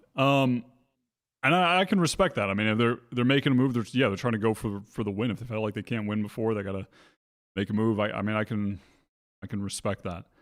All right, let's get some people angry. The next topic: are the Americas looking like the best overall region right now? Balla. What are you thinking? Are they overall? So we're talking depth here, okay? for lock-in. Depth. Okay. Yeah. We're for talking- lock-in. We're talking depth. Yeah, for lock-in. For lock-in. Overall- Okay. Because I was gonna say if it's like overall, like not just lock-in. I mean 100%. Like the Oh challengers. yeah, I mean if teams, we're but including that's irrelevant. If we're That's including irrelevant. challengers, then it's just without a doubt, right? But Yeah. we're talking. I don't know if it is. Well, I think that's it's okay. just because the NA tier 2 is so strong. Yeah, NA tier 2 is stacked, but That's what I'm I think it says something that Loud have been boot camping in Europe. Well, yeah, okay, but but we're not. They're not going to boot camp against fucking tier 2 teams in Europe. Like, I mean, maybe they are. Sure, but I think. But well, the actually, EU scrim environment has always been fucking miles better than the NA it scrim has, it environment. has. But listen, so- I can't comment. I haven't been watching any of the tier 2 and EMEA, but listen, but we're not including challenge. We're just talking lock-in. So I don't know what the fuck I'm saying. Let me just real quick. EU challengers right now, like a lot of the leagues are just going to shit. Let's. Dude, one of the Yeah, leagues yeah. just got sponsored by a fucking iFunny. Or no, it was Comedy Central. There's a partnership between the German league and Comedy Central. So that really tells a lot about tier 2 Valorant. Yeah. There's not many teams in EU that I'm excited for, and I've been really trying my hardest to get excited for VRLs. So, anyways, Yeah. lock-in specifically.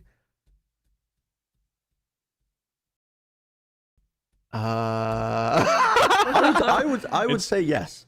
Dude, I I'm would say trying my America's- hardest to say fucking no, but I would say don't think I yes. can cope that hard. You're gonna say yes, Bren. Yeah, look at this. Look at the quality of teams you've got. You've got the core of Optic on NRG, right? Yep. As one example, just right at tippity top. EMEA would be the next closest to it, I would say as well, just in terms of regions, Yeah, in the depth of it. But you've also got, we're including in the Americas, by the way, we're including Loud, which people are still saying, Yeah. don't underestimate them. They're still looking just as dangerous as when they had their old roster. You got Leviathan looking in prime form to potentially make a deep run as well. MIBR, I don't know if you guys have been watching, that team is actually looking kind of sneaky good, I think. The inclusion of Bazooka as a head coach for this team has added like much needed structure. Like we've always known Brazil has had talent. It just hasn't been formatted particularly well, I don't think, in the past. But this is a team that actually has structure above of it. So MIBR kind of like, I think, underdog territory there. And then I haven't even gone to some of the other teams, like Cloud9, depth of talent on that team might have some roles issues. Evil Geniuses, we've finally found out what 5 they're going to be running, which because that was in another interview in the interview series that Yinsu's been doing. By the way, go watch those interviews if you're Yeah, they interested are in really learning more good. about the They're teams fucking that had a good. I, like- lock-in. They're very, very good. bingeable, Yeah. bro. Like they're so good. They actually ask every single question that we want to know. Evil Genius, what roster are you playing? Why has nobody asked that question to them? Like I don't get like how that's never been done. And Yinsu's just like does it, and they answer like. Go. And then on the other side of the bracket, you've got, I mentioned Leviathan, but then you've got 100 Thieves and Sentinels as well. I mean, Sentinels got a rough matchup in the first game versus Fnatic, but outside of that, like the weakest teams in the Americas will end up being like Crew, Furia, and yeah, I mean it's Yeah, I think it's- that Okay. there's a ton of strength in It's the hard to Americas. cope that it's hard to try to say that the answer is no, and I've been trying because I'm gonna that's what I try do. though. I want to try. I want to. Okay. So I think that the way this stacks up is, I'm gonna first start off by saying I do think that America's looks the strongest. I think America's has like probably like 4 really strong teams that can be like contenders, and then they have a bunch of like teams that are like pretty solid, could do some upsets, but I don't really see any that I'm like, maybe besides like someone like Crew has to play Navi first round, who I'm like, okay, this team is gonna like insta die. I have absolutely no faith in them. I'm like, a little bit of hope. EMEA, on the other hand, they have a lot of giga insane teams that I am very, very, very hyped to watch. You got Navi, fucking FPX Core, plus CNET in there. CNET is insane. You've got Fnatic, which is looking like just like the most like wild like super team roster that you could build for this team. That is pretty epic. That is pretty exciting. But then Who else? you Who kind else? of get Who this else? drop off. And then you get the teams where it's like, okay, they could be cooking something here, but I don't expect them to be making tournament winning runs. I'm talking Yes. about teams that are being slept on, but look pretty solid. Like Giants. I think Giants is solid. I think they have a good core. I think that their IGLing has been good. It's just like a classic, like solid EMEA team. Feel pretty similarly about Vitality. I think they have some really good individuals. I think people be sleeping on Vitality. But then after that, I feel like it's kind of a cliff face. And there's like no other teams that I really have any faith in to make a deep run. And like, I think the quality that EMEA brings at the top level and the mid level is great. But for me, like with the Americas League, you get the best of NA, you get the best of Brazil, you get the best of LATAM. Like you're just like crunching so much talent into that group of 10 teams that I really gotta say it. I think Americas is looking best. It's low key. I thought you were gonna cope and try to say No, that I wasn't America's gonna cope. isn't. I was gonna say I wasn't gonna cope. I was just gonna say that Okay. there's some argument for EMEA, but I think both EMEA and APAC have a similar problem where they have a few teams that like look really solid and could really compete, and then there's kind of a big gap. APAC has even more of a problem. Yeah, I think the gap though. is bigger APAC in is APAC incredibly than in EMEA. top heavy as a region. Yes. The point about America's having like the three regions, or I mean technically four regions, like coalescing into one. I mean it's kind of unfair to try to like even compare against EMEA. There's my cope, because EMEA is just the same region. Like it's the same region that we had last year. You know, it's the same exact thing, and so we end up with still two definite contenders, and then a bunch of good teams.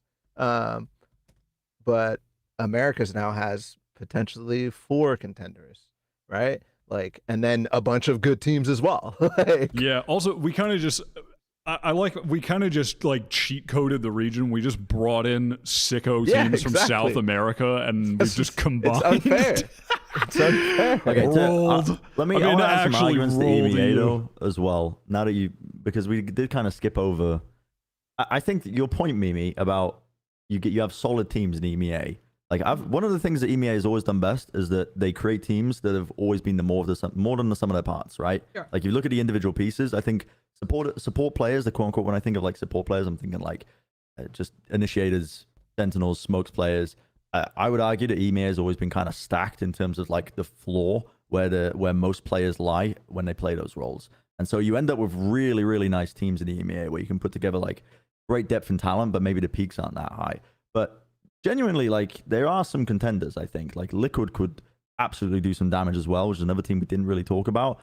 And even the underdog teams like Vitality and maybe Giants, maybe even Koi. I think we kind of missed out. We skipped quite a few of the EMEA teams when we're talking about them. Well, no, I mean we were just kind of generalizing number one, but I do think that fall off is not actually there. Like I think outside of maybe Heretics, like I don't, and maybe Carmine Core, like I don't really think that there's any bad EU teams, and even those two teams that I say, like I don't like. Maybe are we counting like Footballists Foots and BBL? BBL? Yeah. Maybe I because forgot about those guys. they're not even the best Turkish teams. Like, yeah, I was watching fucking Parla VODs, and I'm like, dude, that team is goated. Give me Loris in franchising. Give me Loris in franchising. Yeah, I don't know. I'm not gonna lie though. I don't think I'm as convinced. I think EU.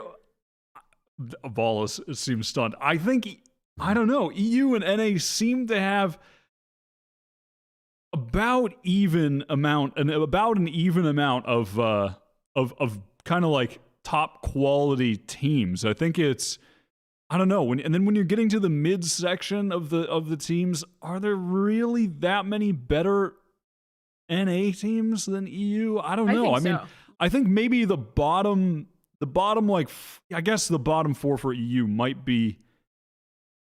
is kind of rough, but I mean, if Heretics beat EG here, which I think they definitely could, They beat him in a 5-stack. They did beat them in a 5-stack and ranked. Yep. Actually, matter of fact, they beat them in a 5-stack and ranked, and they were all playing duelist. They hit them with that in the ranked That's queue. crazy. The 5 duelist QW.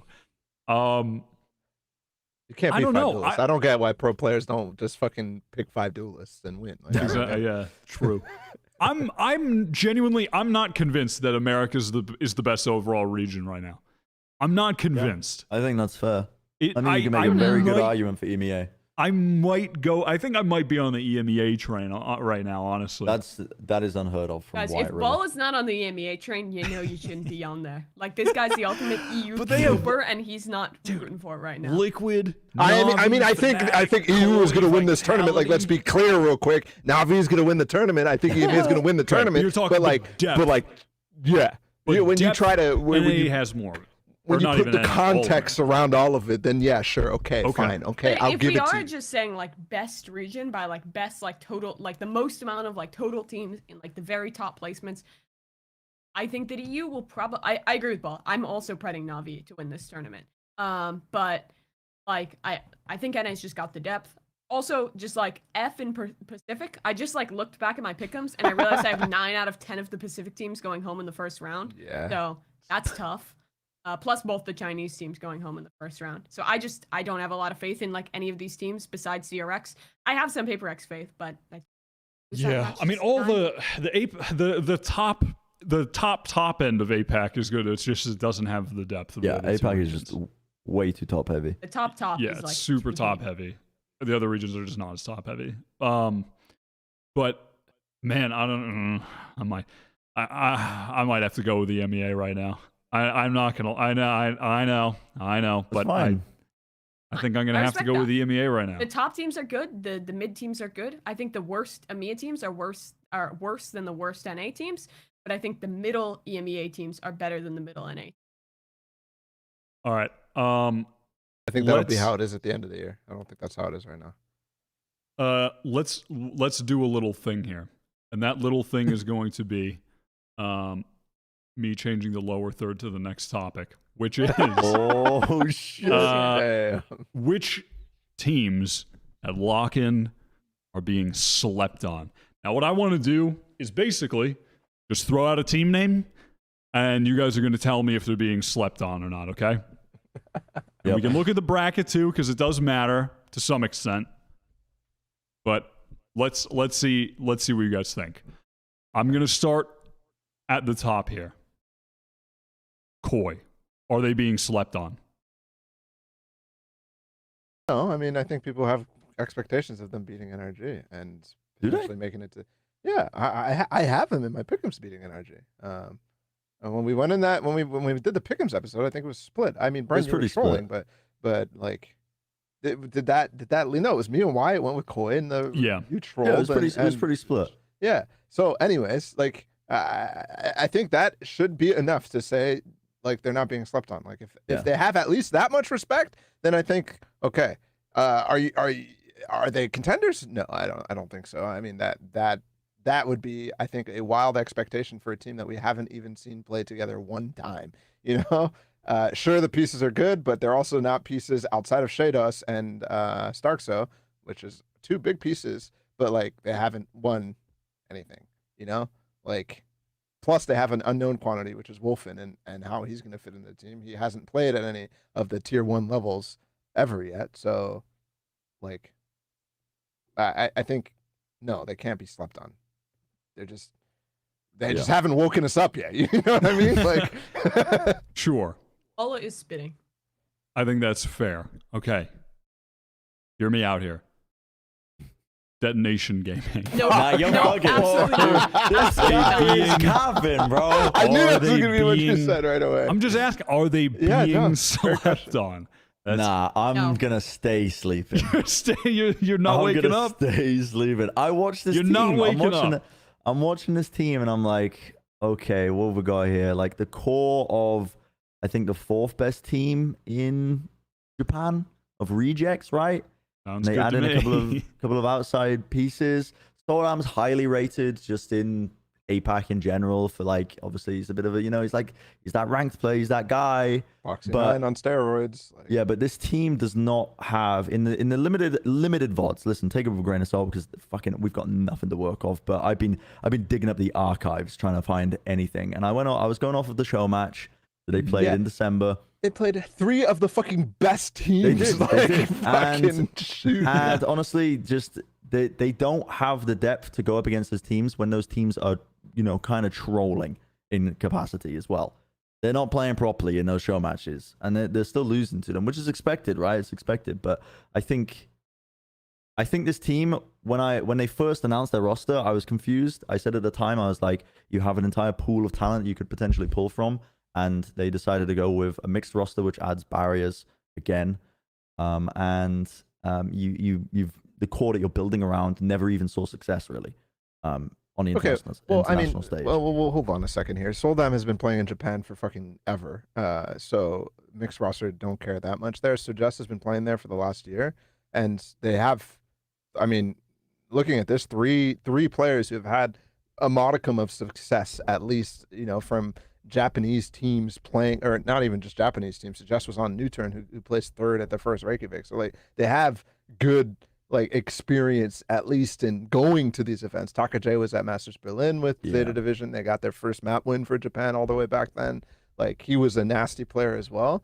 Like, I'm not really super concerned about going for a mixed roster with the guys that are on there, especially with Zenfree, who, by the way, was the guy who was gluing together whatever that team was called that I already forgot that made it to Copenhagen. Yeah, even ignoring the mixed roster portion, I think that playing in the region itself for a long period of time, I just don't think it suits itself well to filling in the gaps in their play that I've noticed. Like when I see what's missing from a lot of these APAC teams in general, the reason why we say that there's such a fall off at the top end, I think largely boils down to the way they approach the game is really one-dimensional at times, and they put a lot of emphasis on big executes, but they don't focus on the defaults. Like, how do they get the maximum out of people playing in this position here, there, everywhere, wherever, They don't think about how to maximize that, so they don't leave gaps in there, like defensive defaults, or how they want to play the map on attack side and how they push and pull rotations.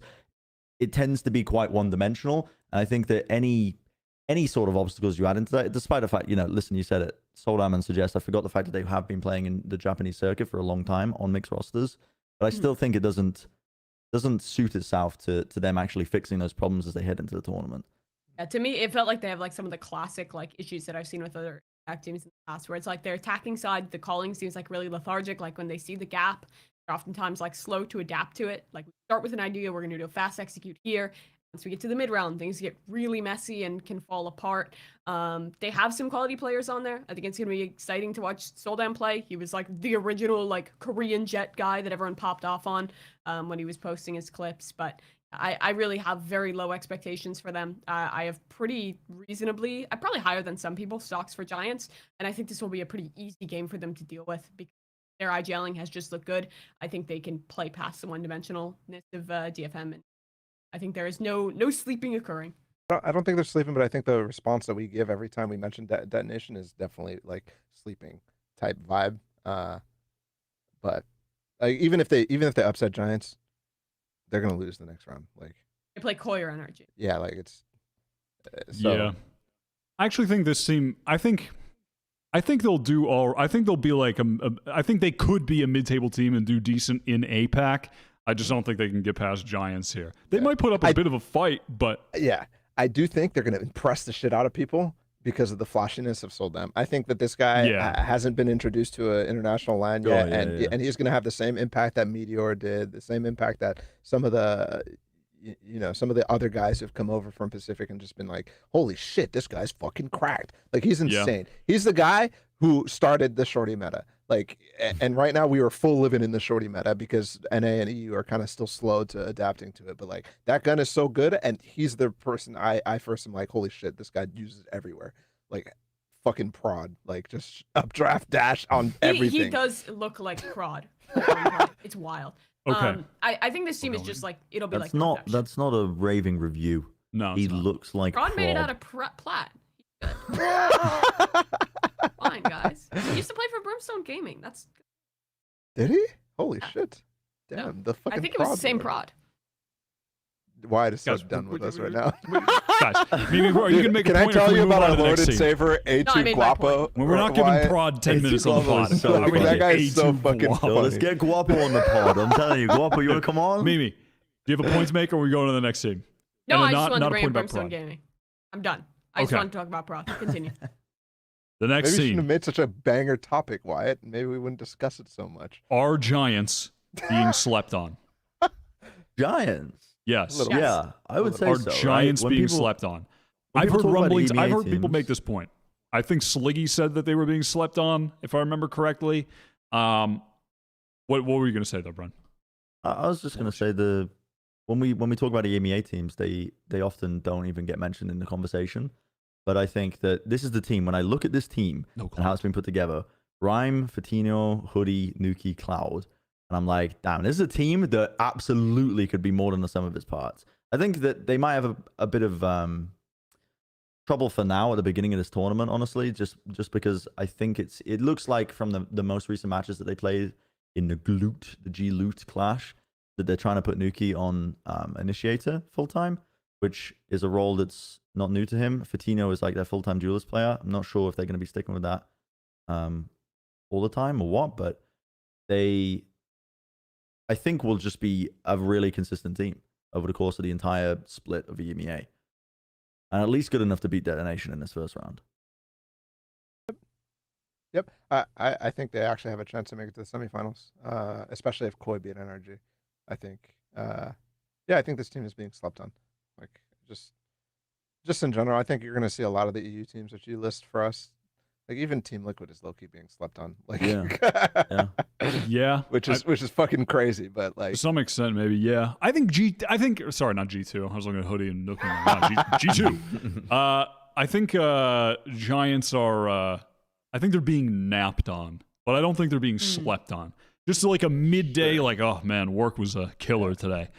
Take a nap for an hour, that kind of shit. Like they're not getting the full, like, I took 4 melatonins and I'm passed out right now. Sleep. Like they're getting napped on though. okay, yeah, sure, Gentle rest. yeah. Yeah, I don't think it's I don't feel like it's a full on sleep personally. What do you I think? think this Mimi? team is just going to be like Guild was at Copenhagen, where everyone's just like, oh, it's another EMEA team. We don't really care. And then it's like, wow, they won a couple matches. This team actually looks pretty good.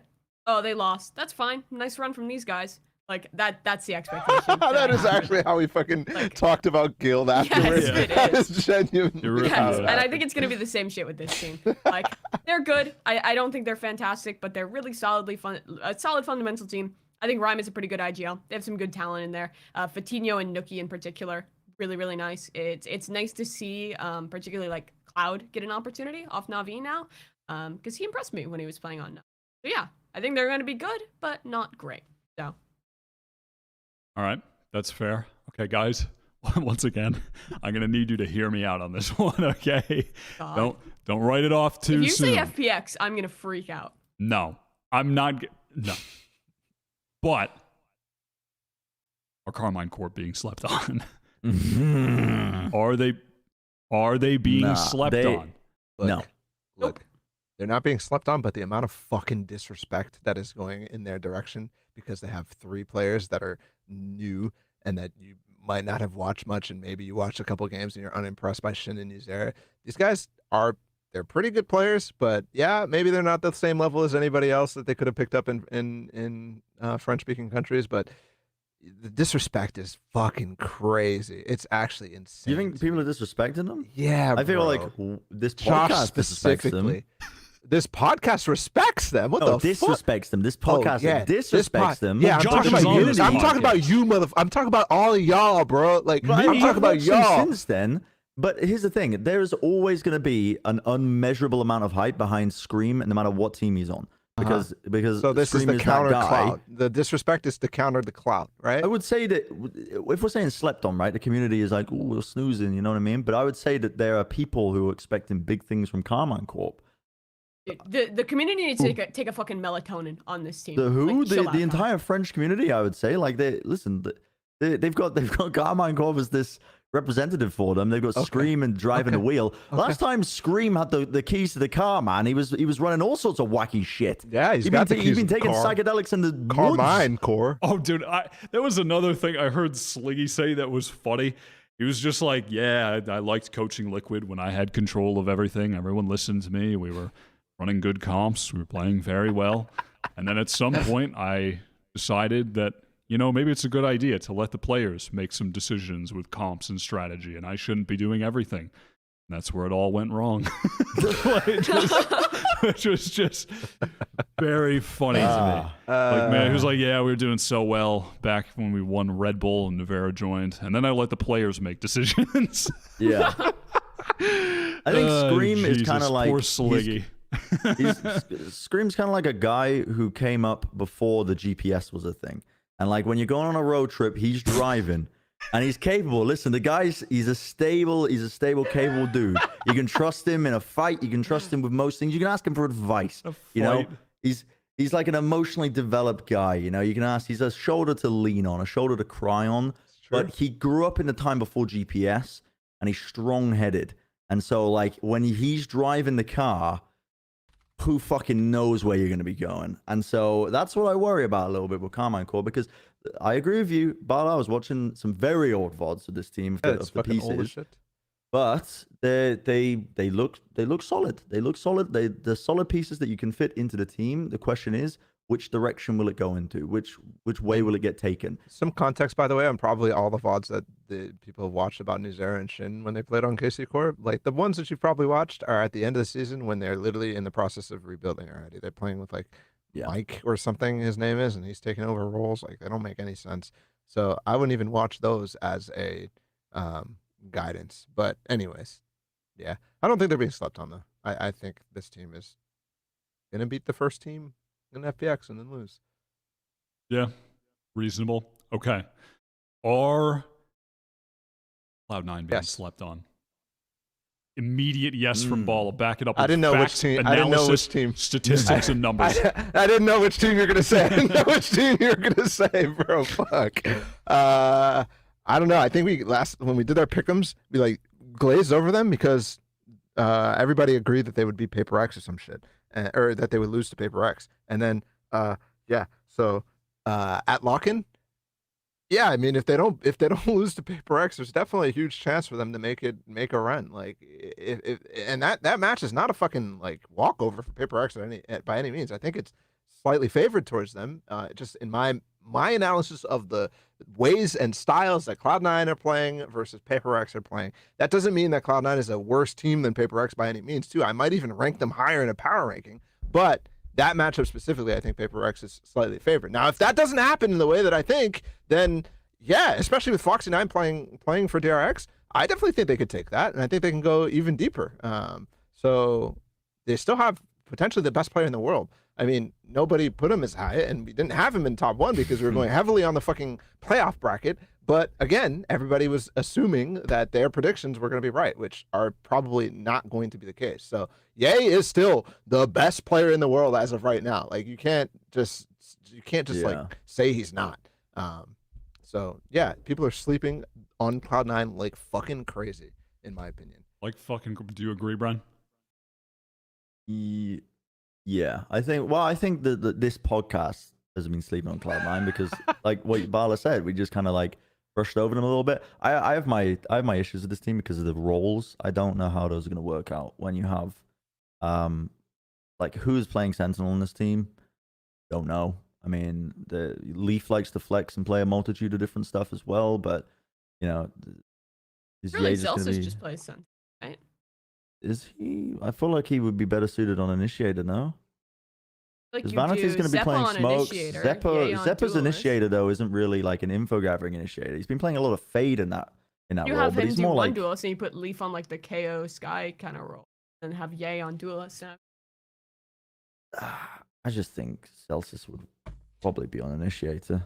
Maybe. Because that's what he's been playing, right? For the longest time, most recently. So I think this team just has a bit of a role question, and then that's what causes me to doubt them. But you are all correct that they are just stacked with talent. So like, and it is the singular limb March Madness tournament of Valorant where fuck it, anything could happen. And thankfully we're not in the Stinger meta, but yeah, because well, we might be, who knows? But the patch is going to be applied for lock-in, so that adds a little bit less uncertainty to it. But sure, I mean, this team could be carried by player quality, but I think if anything, I think it's just the symptom of us. We are undervaluing Cloud9. Everybody else is expecting relatively big things, I would say. Are they though? I feel like the sentiment had changed a lot because of Red Bull. Or maybe not a lot, but it definitely lessened the hype levels. There was like super team talk, and then Red Bull happened, and it was like, well, they're gonna. Oh, well, that was just the first tournament. They'll still be good, right, guys? But I'm not hearing the word a super team being thrown around as much as you were pre-Red Bull. You know what I mean? Yeah. So I feel like with this team, like if we're talking about like the common man, the average Valorant enjoyer, hopes are still high. I think if you like go and like look at like the like responses to like our fucking like top 20 list, which was catastrophe on my behalf, everyone's like, where is Ye? Where is Ye? Where is Ye? What happened to Ye? What about Cloud9? Guys, you're all undervaluing Cloud9. What the fuck is going on? All my favorite players. Like, I think the average NA fan is like, this team is going to be good. This team is a super team. Still fucking like a little like hyped about them.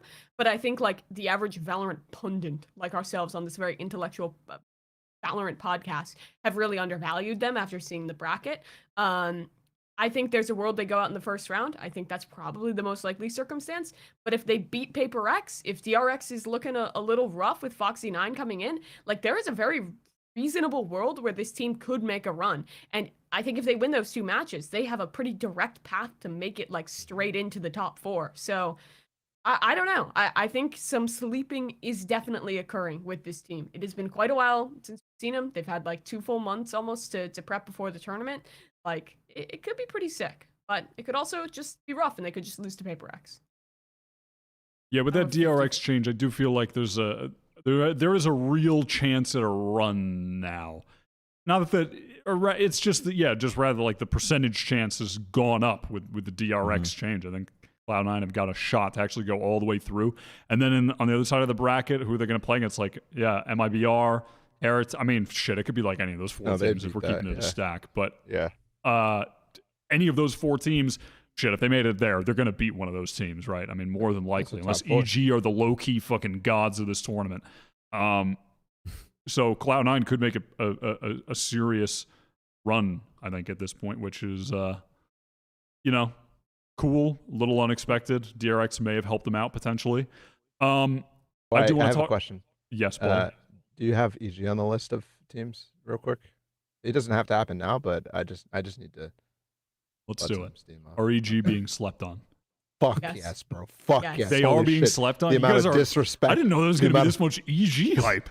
Dude, the fucking amount of disrespect. I don't know what their roster's going to be like. I don't know what they're going to play. They have 10 people. Are they even going to be able to fit them on a plane? Like, what's going on here?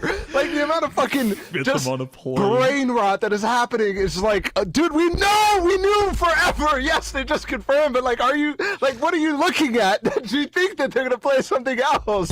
I don't know, guys. I don't know. Sorry if I'm attacking people. My bad. I didn't mean it to come off that way, but like, this team, they have really good players and some experienced players, and they have a coach who I think everybody got proven that Potter is an actual goddess of Valorant coaching. Like, she can make things happen with people that you will never ever have heard of before, and like they make runs. They can make runs. BCJ is a god.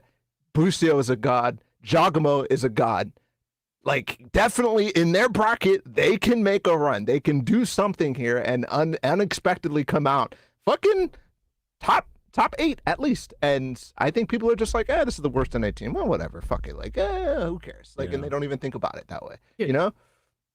The amount of EG disrespect is insane. Go fucking watch some Jajimo from last year. This guy's the fucking truth. I've been waiting for him. I have been waiting for so long, for so many millennia, for this guy to get to play on like an international stage against international competition. And now like the team around him is actually like so much better than ever. I think both Ethan and BCJ are like very direct upgrades into this team. From my understanding, I'm sure that BCJ is going to be playing the controller role in this Yeah. team, which is going to be interesting. But he played it before on XSET, and I actually thought on the map where he played it looked solid. I think it's a role that he can play well in.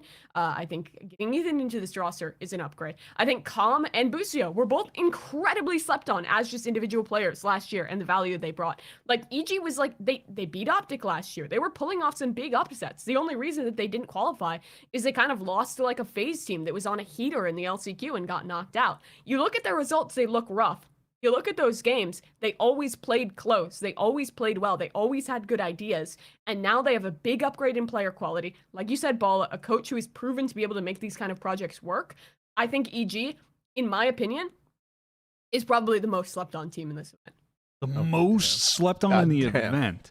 I also like, I mean, Mimi, you're like, I've been waiting my entire life for Jojimo to make it to a LAN. I have. Just sitting in your apartment and drinking your smoothie soups. Just when is Jojimo going to be at an international LAN? When is he going to make it? I mean, Literally. Okay, here's my here's my thing. This EG team is good. Last year, they went on a great run during that group stage. They looked like an awesome team in the stage 2 VCT NA group stage. They didn't keep it up in the playoffs. They didn't have a lot of experience at that point. Sure, that's fine. We haven't seen them since then, right? We saw them, or they were at LCQ and they did meh at LCQ, if I remember correctly. And they fell off. Here we are. They made 2 changes. Bringing in BCJ is huge. Bringing in Ethan, sure. I'm not mad at it, but I don't think that's like some crazy upgrade or downgrade. Right? This is just cool. My worry is, okay, not a lot of experience with this team. They struggled in the playoffs previously. Now with this new roster, they're heading into a huge LAN, playing against a team with a lot of LAN experience that don't give a single fuck when they're playing. And that is my concern, that they could go in with a little bit of worries. You know, I think BCJ is going to be fine. He's proved that he can be great on LAN. Ethan's going to be fine, obviously. But for the other guys, I'm a bit worried about the whole pie here. And I think Heretics are the kind of team that even if the Heretics players are playing the worst games of their lives, they're still going to be in the server playing like they're the gods of the game. Like the guys on that team are just crazy. And how like Kellogg's and shit, they're just gonna swing no matter what. Like, and if they are hitting, I could see EG faltering against that kind of play style early on. But I kind of think this team is I think this team could be getting slept on long term, though. I think for sure, 100%. Even if they go out in the first round here to Heretics, I'm still thinking that this team long term is one that has promise, that I'm going to be excited for to see. Like, I think during the split, when they're getting a ton of matches and a ton of experience, like during that time, I think they're going to grow a lot. I think this is going to be a good team down the line. They're being slept on in the long term. But short term, I am worried, but could also see them just making it to the top 8. It's very possible that they're still, even with the inexperience, going to be the best team in their little mini bracket. Against Heretics, Talon, and MIBR. So I think they're being slept on a bit. Long-term, absolutely slept on. What do you think, Brent? The trouble with this team is, I think people sleep on the players, but that's mainly because they don't fucking make any content around the team. Like, why is it that we had to find out what the starting roster was from the BCJ interview with Yinsu? Like, why are they not talking about this shit? Like, at a time, maybe they don't want to reveal shit.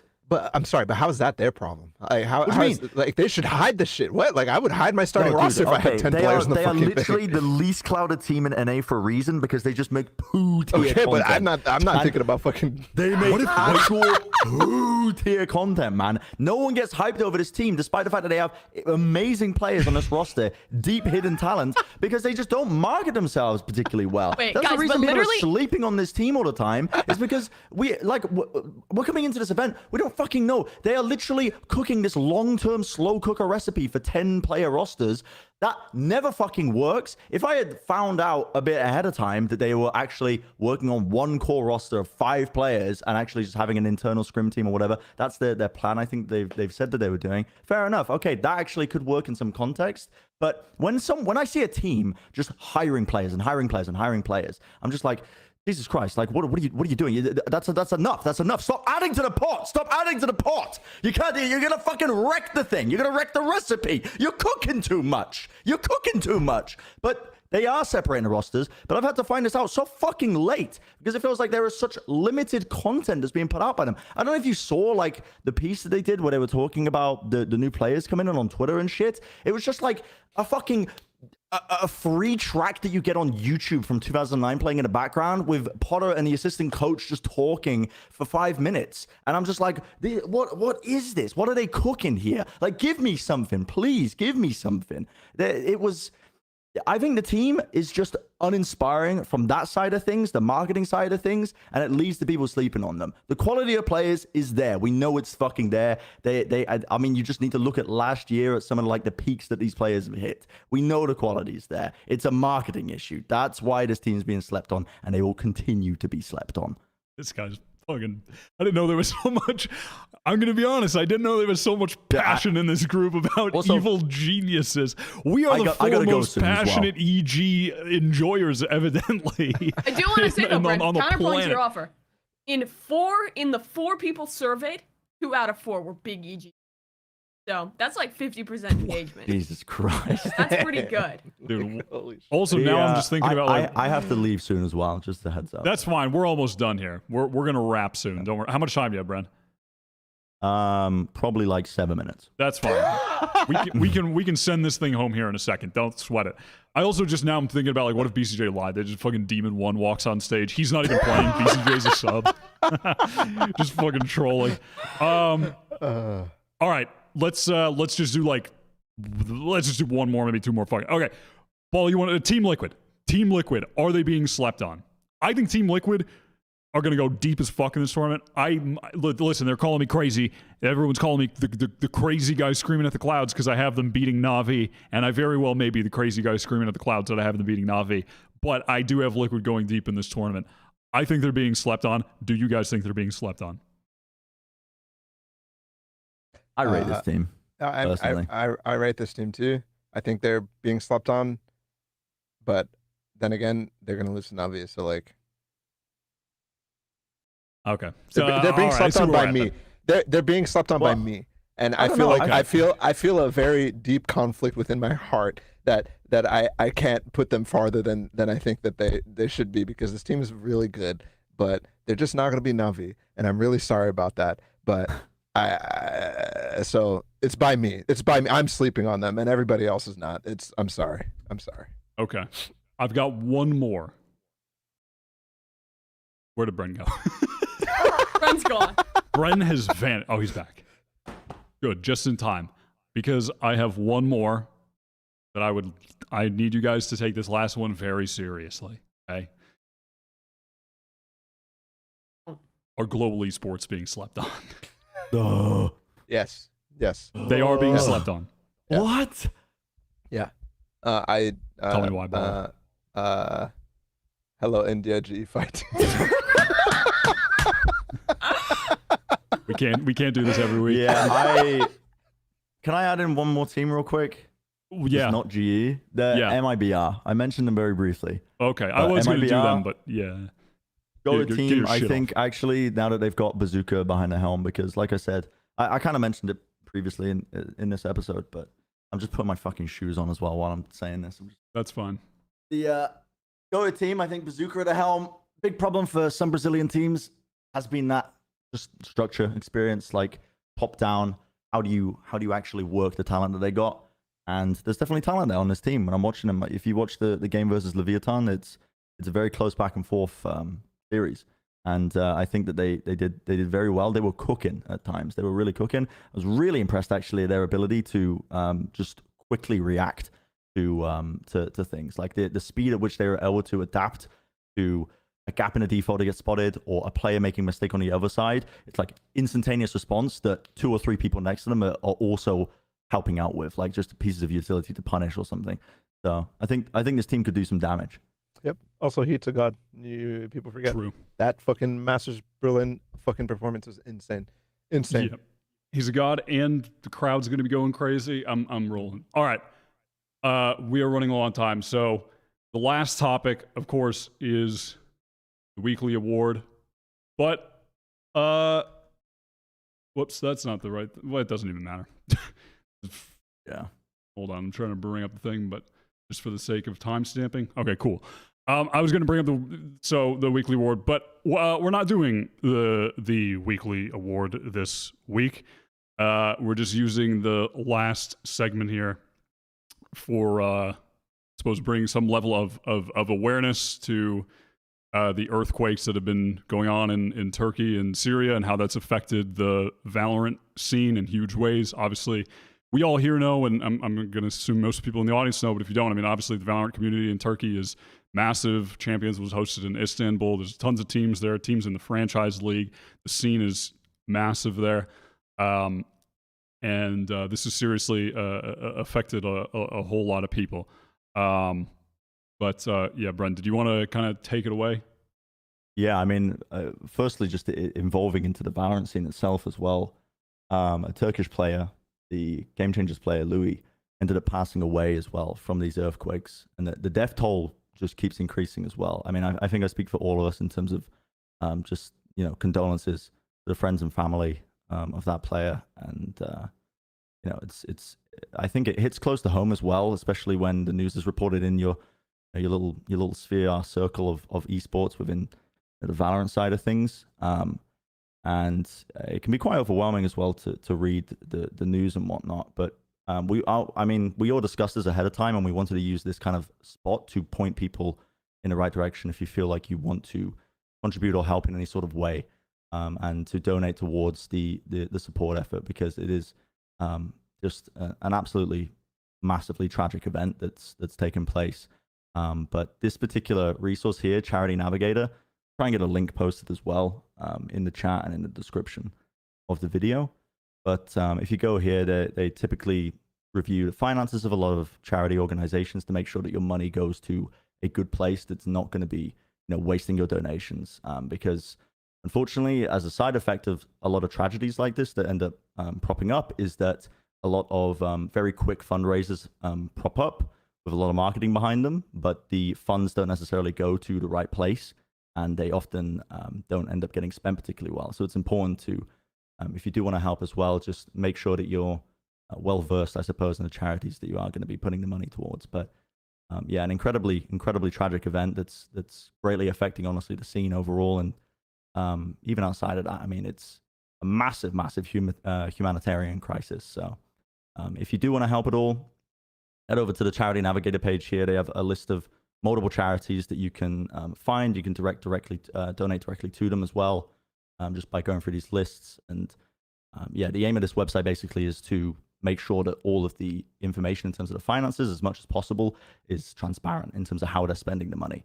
Yeah. And yeah, obviously do your own research on this one, but there's a lot of very good options just in this list alone where you can direct your money to try and help out. And just real quick, like a lot of people sometimes when something like this happens, like it happened Monday, right? A massive earthquake, but relief and rescue efforts are going to be ongoing for a long time. Like this is and rebuilding efforts. So like, don't feel like because you haven't been able to support like right as it happens, like you can continue to help people meaningfully for for weeks. Because it's going to be a long-term thing. Like this was not only a massive earthquake, but then multiple aftershocks, like just massive destruction. And yeah, hopefully we can get as many people as much help as possible. But like, yeah, it sucks. Yeah, absolutely. All right. That is going to do it for everything this week. Thank you guys all for watching. We will be back for episode 124. I'm not 100% on when that is going to be. We're obviously, I'm staying here in beautiful Austin, Texas to continue doing the host and production of the episodes while everybody is gone in Brazil. So we will be getting episodes out throughout the tournament. I believe there's going to be 1 week where we can't do it. Well, we'll see what's going on with the scheduling. So, just stay tapped in on the Plat Chat social media and stuff. We'll try and announce that as we're going along. But there will be episodes while everyone's in Brazil. That's why I've got my whole setup here. So yeah, thank you guys for watching, and we will see you for episode 124. I also realized that there is not, Kurt put together a pretty amazing fucking thing here for me to use my little small brain to operate. But there isn't a button for that thing that pops up at the end that says the show's over. So I just have to stop the stream. So thank you all for watching. Bye, everybody wave and make it sound like we're doing a sign up. Bye.